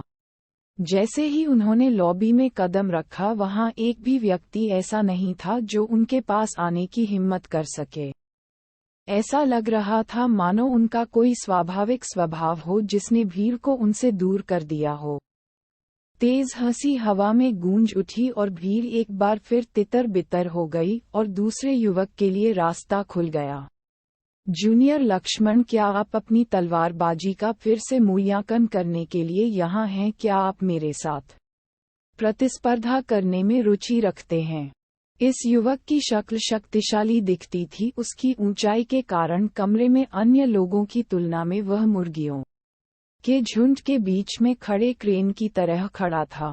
वरिष्ठ युवराज साहा, यदि आप मेरे साथ प्रतिस्पर्धा करना चाहते हैं तो मुझे आपके साथ आने में बहुत खुशी होगी। लक्ष्मण के नाम से जाने जाने वाले युवा ने शांति से उत्तर दिया। कृपया राज साहा ने पहला कदम आगे बढ़ाने से पहले एक उज्ज्वल मुस्कान के साथ कमरों की ओर इशारा किया। लक्ष्मण ने शालीनता से उनका पीछा किया और आपके राज साह के बगल वाले कमरे में प्रवेश किया। कमरों के बीच एक विभाजन था, लेकिन सामने कोई दीवार नहीं होने के कारण वे अभी भी पास के कमरों में तलवार के इरादे की अभिव्यक्ति को देख पा रहे थे, जिससे उन्हें तुलना करने की अनुमति मिल गई। दोनों के स्वभाव को देखकर एक नवागंतुक आंतरिक शिष्य ने अपने आसपास के लोगों से पूछा, क्या वे मुख्य शिष्यों में से प्रसिद्ध सीनियर ये और सीनियर ही हैं? हाँ, मैंने सुना है कि वे स्वॉर्ड गॉड के स्तर को हासिल करने की कोशिश कर रहे हैं और वे पिछले 5 वर्षों से एक दूसरे के साथ प्रतिस्पर्धा कर रहे हैं कि कौन पहले उस स्तर तक पहुंच सकता है। क्षेत्र के अधिक जानकार शिष्यों में से एक ने उत्तर दिया, एक इशारा। लक्ष्मण और युवराज साहा अपने अद्वितीय स्वभाव और दुर्जेय तलवारबाजी के कारण अधिक प्रसिद्ध प्रमुख शिष्यों में से कुछ थे। तलवारबाजी में उनकी समान दक्षता के कारण वे दोनों कई वर्षों से एक दूसरे के साथ प्रतिस्पर्धा कर रहे थे, खासकर हाल के वर्षों में जब वे थे तलवार भगवान तक पहुंचने से बस कुछ ही कदम दूर। इसने उन्हें आरोही बादल तलवार मंडप में सभी शिष्यों के ध्यान में ला दिया था। हर कोई ये देखने में रुचि रखता था कि उस शानदार ऊंचाई पर सबसे पहले कौन पहुंचेगा। वरिष्ठ, आप पहले क्यों नहीं जाते? लक्ष्मण ने आसन पर चढ़ते हुए और तलवार खींचते हुए धीरे से कहा। किसी को परीक्षण के लिए स्वॉर्ड गॉड पेडेस्टल पर तलवार का उपयोग करना पड़ता था ताकि परिणाम प्रतिबिंबित हो सकें। अधिकांश शिष्यों ने अपनी तलवारें अपनी पीठ पर ले जाने का कारण एक परिचित माध्यम के उपयोग के माध्यम से अपने तलवार के इरादे को बेहतर ढंग से निर्देशित करना और हासिल करना था। स्वॉर्ड मैन यूनियन का एक उच्च स्तर। आइए एक साथ शुरुआत करें। बगल के कमरे से युवराज शाह दिल से हंसे और उन्होंने कुर्सी से तलवार पकड़ ली और अपनी तलवार उसमें डाल दी। हॉन्ग लंबा। तलवार के इरादे की एक अंतहीन धारा उसके एक्यू पॉइंट से निकली और उसके हाथ में तलवार के माध्यम से प्रवाहित हुई इजला। उसकी तलवार के इरादे की अभिव्यक्ति एक पल में दर्जनों मीटर की दूरी तय करते हुए कमरे से बाहर चली गई। युवराज शाह की तलवार के इरादे की अभिव्यक्ति को देखकर लक्ष्मण ने भी परीक्षण शुरू कर दिया और उनकी तलवार के इरादे की अभिव्यक्ति तेजी से आगे बढ़ी और युवराज शाह को पकड़ लिया। दूर से ऐसा लग रहा था जैसे दो दिव्य प्राणी एक दूसरे के साथ दौड़ रहे थे। ये देखकर कि लक्ष्मण उन्हें पकड़ने की कगार पर थे, युवराज शाह ने धीरे से हंसते हुए कहा, तुम्हारी गति बहुत खराब नहीं है जूनियर, तुम स्पष्ट रूप से पिछले 6 महीनों से कड़ी मेहनत कर रहे हो। वरिष्ठ, आप स्पष्ट रूप से ढिलाई नहीं बरत रहे हैं। अभिव्यक्ति की गति पहले की तुलना में बहुत तेज है। लक्ष्मण ने शांति से टिप्पणी की। मुझे लगता है कि हम लगभग बराबर हैं, तो ठीक है, देखते हैं कौन 500 मीटर तक पहुंचेगा और पहले तलवार भगवान बनेगा। एक दहाड़ के साथ युवराज शाह ने एक ही बार में अपने सभी तलवार के इरादे को छोड़ दिया, जिससे उसकी अभिव्यक्ति अविश्वसनीय गति के साथ सामने आ गई। हालांकि इससे पहले कि वह दूर तक पहुंच पाता, उसकी तलवार के इरादे की अभिव्यक्ति अचानक रुक गई। यह तीव्रता से कांप गया, जैसे कि वह समान श्रेष्ठ व्यक्ति के सामने खड़ा हो। कैसे एक सांप एक दिव्य अजगर के सामने कराहता रहेगा। इससे कोई फर्क नहीं पड़ता कि अपराज शाह ने कितना प्रयास किया, उनकी तलवार के इरादे की अभिव्यक्ति आगे नहीं बढ़ पाएगी। अपनी आंखें सिकोड़कर उसने युवराज शाह की ओर देखा और देखा कि वही स्थिति युवराज शाह के साथ हो रही थी। उसकी तलवार के इरादे की अभिव्यक्ति लगातार कांप रही थी और वह बिल्कुल भी आगे नहीं बढ़ रही थी। यहाँ क्या हो रहा है? आपके राज शाह दंग रह गए। लेकिन उस क्षण उनकी तलवार के इरादे की अभिव्यक्तियां अचानक एक जोरदार गूंज के साथ बिखर गईं। पीयू जैसे ही वे जमीन पर गिरे, उनके मुंह से ताज़ा खून निकला। अध्याय 1987 तलवार के इरादे को सील करना। अपने घावों को कसकर पकड़कर युवराज शाह धीरे धीरे अपने पैरों पर खड़ा हो गया। ये तलवार के इरादे का दमन है। एक प्रतिभावान तलवार व्यवसायी और आरोही बादल तलवार मंडप के मुख्य शिष्य के रूप में उन्हें तुरंत एहसास हुआ कि क्या हुआ था। जिस तलवार के इरादे को उन्होंने बड़ी कठिनाई से विकसित किया था, वह किसी अन्य व्यक्ति के तलवार के इरादे से पूरी तरह से दबा दिया गया था। लेकिन यह उसके लिए भी रहस्यमय था कि उसने जो विकसित किया था वह संप्रदाय के अद्वितीय तलवार इरादे के अलावा और कुछ नहीं था। उसे संभवतः इस हद तक कैसे दबाया जा सकता है जो असंभव होना चाहिए था। लक्ष्मण, क्या आपने ही ऐसा किया है? आपके शाह ने आश्चर्य से पूछा। एकमात्र मुख्य शिष्य जो उनकी तलवारबाजी का मूल्यांकन करने के लिए वहां गए थे, वे और लक्ष्मण थे। क्या ऐसा हो सकता है कि लक्ष्मण ने पिछले आधे साल में किसी प्रकार की दुर्जेय तलवारबाजी सीख ली हो, जिसके परिणामस्वरूप उनकी तलवार का इरादा तुलना में बहुत कम था? युवराज शाह ने अपनी नजरें घुमाईं और देखा कि बगल के कमरे में तलवार के इरादे की अभिव्यक्ति को भी दबा दिया गया था। ऐसा लग रहा था कि वह भारी दबाव में है और फर्श पर सांप की तरह चुपचाप खड़ा है।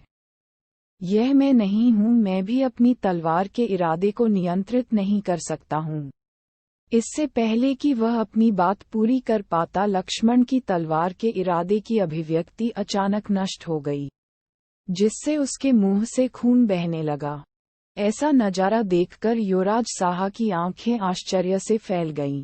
तलवार के इरादे को एक अवधारणा के रूप में चित्रित किया जा सकता है। स्वाभाविक रूप से अवधारणा के विभिन्न स्तर थे।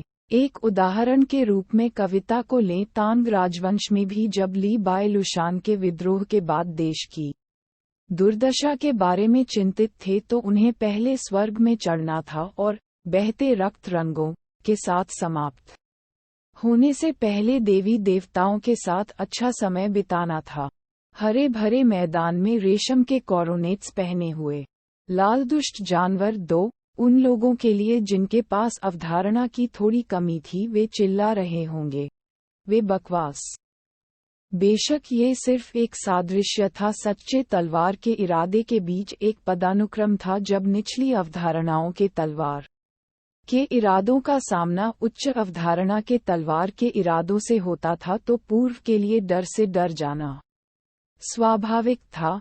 एक अर्थ में ये ड्रैगन जनजाति के भीतर मौजूद रक्तपात दमन के समान था। यदि तलवार के इरादों की अवधारणा के बीच बहुत बड़ा अंतर होता तो कमजोर तलवार का इरादा पहले ही हार जाता, यहाँ तक कि लड़ाई करने में भी सक्षम नहीं होता। युवराज साहा और लक्ष्मण दोनों ही एसेंडेंट क्लाउड स्वॉर्ड पवेलियन के विशेषज्ञ थे, लेकिन उनकी तलवार के इरादे अभी भी इतनी भयावह हद तक दबा दिए गए थे कि आखिर क्या हो रहा था। क्या वास्तव में संप्रदाय में कोई ऐसा व्यक्ति हो सकता है जिसके पास ऐसी दुर्जेय क्षमता हो? मैं इसे स्वीकार नहीं करूंगा। दुनिया में कोई ऐसा व्यक्ति नहीं होगा जो मुझसे इतना आगे निकल सके। युवराज साहा उग्र रूप से दहाड़े क्योंकि उनकी तलवार का इरादा एक बार फिर फूट पड़ा। पेंग। लेकिन इस बार सफेद धुंध छाने से पहले ही उसे महसूस हुआ कि एक अद्वितीय तीक्ष्णता वाली सर्वव्यापी तलवार उस पर नजर रख रही है। यदि उसने प्रतिशोध का थोड़ा सा भी संकेत दिखाया तो तलवार उसकी आंत को चीर देगी और उसे तेजी से मौत के घाट उतार देगी। हुआ। युवराज साहा के माथे पर ठंडा पसीना बह रहा था क्योंकि उनमें बिल्कुल भी हिलने की हिम्मत नहीं हो रही थी। तलवार के इरादे का जो थोड़ा सा हिस्सा उसने समझा था, उसकी तुलना इस जबरदस्त ताकत से नहीं की जा सकती थी। यह मोमबत्ती की रोशनी की तरह था जो राजसी सूरज के खिलाफ अपनी चमक को कम करने की कोशिश कर रहा था। किसी भी तुलना का अंत उसके अपमान में ही होगा। संप्रदाय में इतना शक्तिशाली विशेषज्ञ कब प्रकट हुआ? यहाँ तक कि मुख्य शिष्यों में से वे राक्षस भी ऐसी उपलब्धि में सक्षम नहीं थे। यही नजारा दूसरे कमरों में भी हो रहा था। एक पल में स्वॉर्ड गॉड हॉल में सभी परीक्षार्थी स्वॉर्ड इंटेंट द्वारा दबा दिए गए और उन्होंने खुद को हिलने डुलने में भी असमर्थ पाया।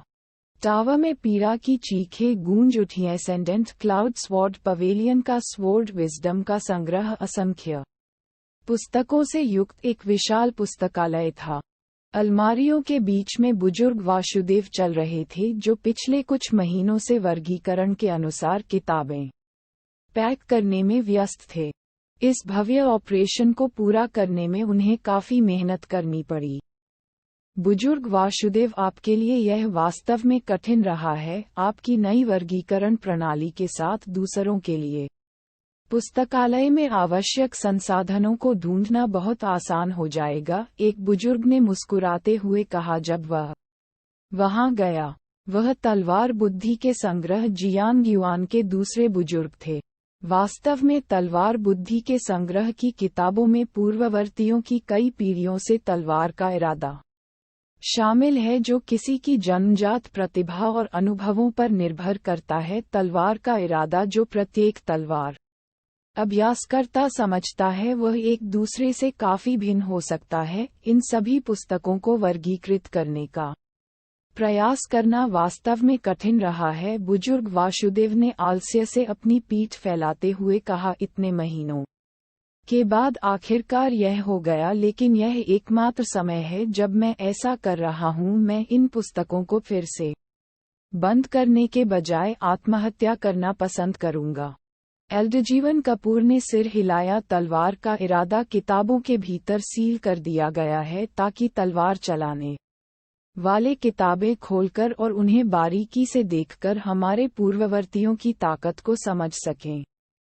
दुर्भाग्य से दुनिया में बहुत सारे अलग अलग तलवार के इरादे हैं, और यदि पुस्तकों को उचित रूप से वर्गीकृत नहीं किया गया है तो एक तलवार अभ्यासकर्ता गलती से एक ऐसी पुस्तक ले सकता है जो उनकी तलवार की खेती के साथ असंगत है। न केवल यह उनकी खेती के लिए फायदेमंद नहीं होगा, बल्कि इससे बड़ी क्षति भी हो सकती है। नतीजा हैश परिणाम। ईमानदारी से कहूँ तो मैं इस बात से प्रभावित हूँ कि आपका वर्गीकरण कितना विस्तृत है। आपने शैली और तलवार कला को भी लेबल किया है। मैं कल्पना भी नहीं कर सकता कि आपने इसमें कितना प्रयास किया है। मुझे विश्वास है कि एक बार जब हम इसकी रिपोर्ट करेंगे तो संप्रदाय नेता आपको अच्छा इनाम देंगे। उससे वास्तव में मुझे ऐसा लगता है जैसे दिन प्रतिदिन इन पुस्तकों को देखने के बाद मेरी आंखें अंधी हो रही हैं। बुजुर्ग वासुदेव ने शिकायत की। कृपया इन पुस्तकों पर कड़ी नजर रखें। मैं अभी जाऊंगा और एक पल के लिए आराम करूंगा। उन एल्डरजीवन कपूर ने सिर हिलाया। हुला लाला। अचानक अलमारियों पर रखी किताबें बिना रुके खड़खड़ाने लगीं। ऐसा लग रहा था मानो कोई ताकत किताबों को बुला रही हो, जिससे वे हवा में तैरने लगी हों। तलवार की आवाज निकली और पूरी लाइब्रेरी में भर गई, जिससे तलवारों की टकराहट से धात्विक गूंज पैदा हो गई। ये दृश्य देखकर बुजुर्ग वासुदेव का शरीर अकड़ गया। उनकी महीनों की मेहनत। तुम कमीनों, क्या तुम्हें पता है कि तुम सबको संकलित करने में मुझे कितनी परेशानी हुई? तुम अचानक बाहर क्यों छलांग लगा रहे हो? हुआ, लेकिन यह अभी खत्म नहीं हुआ था। सभी किताबें एक ही दिशा में मुड़ गईं और गहराई से झुक गईं, जैसे कि नौकर अपने राजा को सम्मान दे रहे हों। पीली पाला। इस धनुष के साथ समस्या ये थी कि इसके कारण संकलित पुस्तकें एक दूसरे पर गिर गईं, वास्तव में कपकपी के परिणामस्वरूप कुछ बुकशेल्फ भी जमीन पर गिर गईं, जिससे पूरी लाइब्रेरी एक विशाल गंदगी में बदल गई। बुजुर्ग वासुदेव इस दृश्य को देखकर भय से लगभग बेहोश हो गए। क्या आप मेरे साथ मजाक कर रहे हो? क्या आप जानते हैं कि इन सभी पुस्तकों का संकलन करना मेरे लिए कितना कठिन था? अब मुझे क्या करना चाहिए? शायद किसी ने तलवार के इरादे के उच्च स्तर को समझ लिया है और ये किताबें अपनी अधीनता व्यक्त करने के लिए झुक रही हैं। एल्डरजीवन कपूर ने बुदबुदाया। मुझे पता है, लेकिन हमेशा ऐसा ही होता है जब मैंने सभी पुस्तकों को पुनर्व्यवस्थित करना समाप्त कर लिया होता है। बुजुर्ग वासुदेव ने उन्माद में अपने बाल पकड़ लिए थे। कमरे के चारों ओर भारी अव्यवस्था को देखकर बुजुर्ग जीवन कपूर ने भी असहाय होकर आह भरी। तो क्या आप इसे फिर से व्यवस्थित करने का प्रयास करना चाहते हैं? इसे भूल जाएं। मुझे लगता है कि बेहतर होगा कि आप आत्महत्या कर लें। बुजुर्ग वासुदेव। आरोही बादल तलवार मंडप के प्रवेश द्वार पर लगे विशाल द्वारों के सामने दो आकृतियां हवा में तैर रही थीं। वे दो व्यक्ति बुजुर्ग थे जिनकी उम्र लगभग 50 के आसपास लगती थी। बाईं ओर के बुजुर्ग ने रेशमी वस्त्र पहना हुआ था और उसकी कमर पर जेड बेल्ट बंधी हुई थी। उसकी आंखों में एक तेज था जो उसके रास्ते में आने वाली किसी भी चीज को काटने के लिए तैयार लग रहा था। दाहिनी ओर वाले का चेहरा चुलबुला था और उसके चेहरे पर एक मिलनसार मुस्कान थी। वह ऐसे व्यक्ति की तरह लग रहा था जिसके साथ मिलना जुलना आसान था। एजियो में जगह बेहद स्थिर थी, जिससे दुनिया के नियमों को तोड़ना बेहद मुश्किल हो गया था। यहाँ तक कि एल्डर रविकांत जैसा छद्म अमर भी उड़ने में असमर्थ था। फिर भी वे दो आदमी हवा में तैरने में सक्षम थे। इसमें कोई संदेह नहीं था कि वे शीर्ष पायदान पर थे। विशेषज्ञों। बुजुर्ग युवराज साहा, आप यहाँ 30 साल से खेती कर रहे हैं, क्या आपने हमारे संस्थापक द्वारा छोड़ी गई तलवार के इरादे को समझा है? फिर भी चुलबुले बुजुर्ग ने मुस्कुराते हुए पूछा। हमारे लिए हमारे संस्थापक की तलवार के इरादे को समझना इतना आसान कैसे हो सकता है? एल्डे युवराज साहा ने अपना सिर हिलाया। मैंने यहाँ खेती करने का फैसला सिर्फ इसलिए किया था ताकि संस्थापक की तलवार के इरादे का इस्तेमाल करके मैं अपनी आत्मा को शांत कर सकूं और इस तरह अपनी तलवार के इरादे को निखार सकूं। इतने साल हो गए लेकिन कोई भी हमारे संस्थापक की प्रतिभा की बराबरी नहीं कर पाया। चुलबुले बुजुर्ग ने सिर हिलाया। इससे पहले कि वह अपनी बात पूरी कर पाता, उसकी आंखें अचानक आश्चर्य से फैल गईं। उसने जल्दी से अपना सिर उठाया और अपने सामने विशाल तलवार को देखा। बूम! विशाल तलवार अचानक बिना रुके हिलने लगी और ऐसा लगने लगा मानो वह किसी भी क्षण ऊपर उठकर आकाश में उड़ जाएगी। उसी समय विशाल द्वार भी कांपने लगा और झटके के कारण ढहने के कगार पर लग गया। उन दोनों बुजुर्गों ने सदमे से अपनी आंखें सिकोड़ लिए। विशाल तलवार उनके आरोही बादल तलवार मंडप की महानता और प्रतिष्ठा का प्रतीक है। यदि यह ढह गई तो वे अन्य 5 संप्रदायों के लिए हंसी का पात्र बन जाएंगे। ये तलवार का इरादा है। ऐसा लगता है कि हमारे संस्थापक के तलवार के इरादे को कुछ समझ में आ गया है। एल्डे युवराज साहा ने अपनी मुठियां कसकर भींच लीं। क्या हमारे संस्थापक की तलवार के इरादे से कुछ समझना संभव है? चुलबुला बुजुर्ग अचंभित रह गया, जिसके बाद उसका शरीर तनावग्रस्त हो गया और उसने बड़बड़ाया, आरपी हुआ। ऐसा लग रहा था कि उनके सामने मौजूद विशाल तलवार ने अचानक अपना समर्थन खो दिया है, जिसके परिणामस्वरूप वह तेजी से जमीन पर गिर रही है। स्वाभाविक रूप से प्रवेश द्वार के सामने स्थित विशाल तलवार असली तलवार नहीं थी। यह ग्रेनाइट और कंक्रीट को एक साथ जोड़कर बनाई गई थी। इसका कारण ये था कि यह हजारों वर्षों से खड़ा था, क्योंकि उनके संस्थापक की तलवार का इरादा इसे उसी स्थान पर रखता था। हालांकि उनके संस्थापक की तलवार का इरादा किसी भी क्षण फूटने की कगार पर था, इस विशाल लेकिन नाजुक संरचना ने तुरंत अपना समर्थन खो दिया। हांग लंबा लंबा। जैसे ही तलवार ढही, विशाल द्वार भी अपनी स्थायित्व की सीमा पर आ गए और ढहने लगे। सभी आकार की अनगिनत चट्टानें एक के बाद एक विशाल आकार के गड्ढे बनाते हुए धरती पर आ गिरीं। उसी समय उस संरचना के ढहने के साथ ही विशाल तलवार के भीतर तलवार का इरादा दूर तक चला गया और बिना किसी निशान के गायब हो गया। अभी अभी हो क्या गया? बंजर भूमि और उनके नीचे धूल के बादलों को देखकर दोनों बुजुर्ग पूरी तरह से उन्मत्त हो गए। जिस राजसी तलवार और भव्य पर्वत द्वार पर हमारा आरोही मेघ तलवार मंडप गर्व करता है, उसे वैसे ही नष्ट कर दिया गया है। यह अभी भी बिल्कुल काम क्यों नहीं कर रहा है?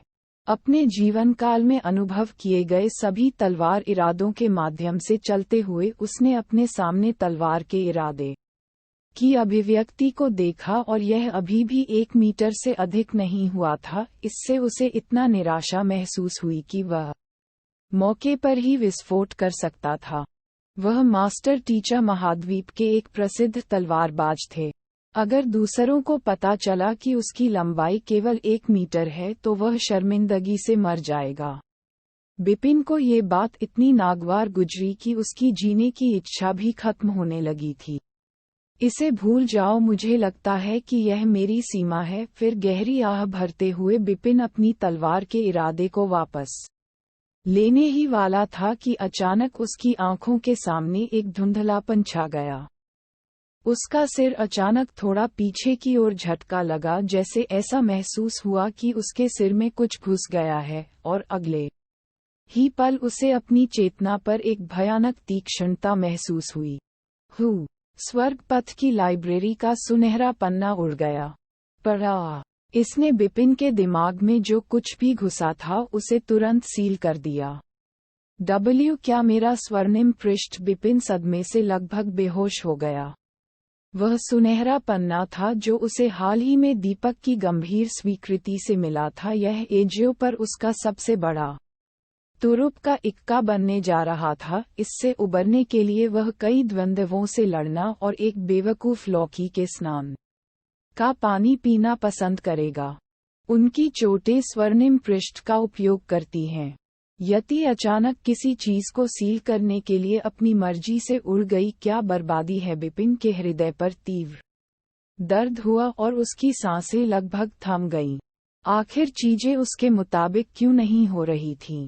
वह अपने संप्रदाय के नेता और बड़ों को चुनौती देने के लिए एसेंडेंट क्लाउड स्वॉर्ड पवेलियन के ईथर हॉल में जाने के बारे में सोच रहा था, लेकिन गोल्डन पेज के बिना वह खुद को बचाने में सक्षम नहीं होगा अगर वे बूढ़े लोग बदला लेने के लिए उसकी तलाश में आए।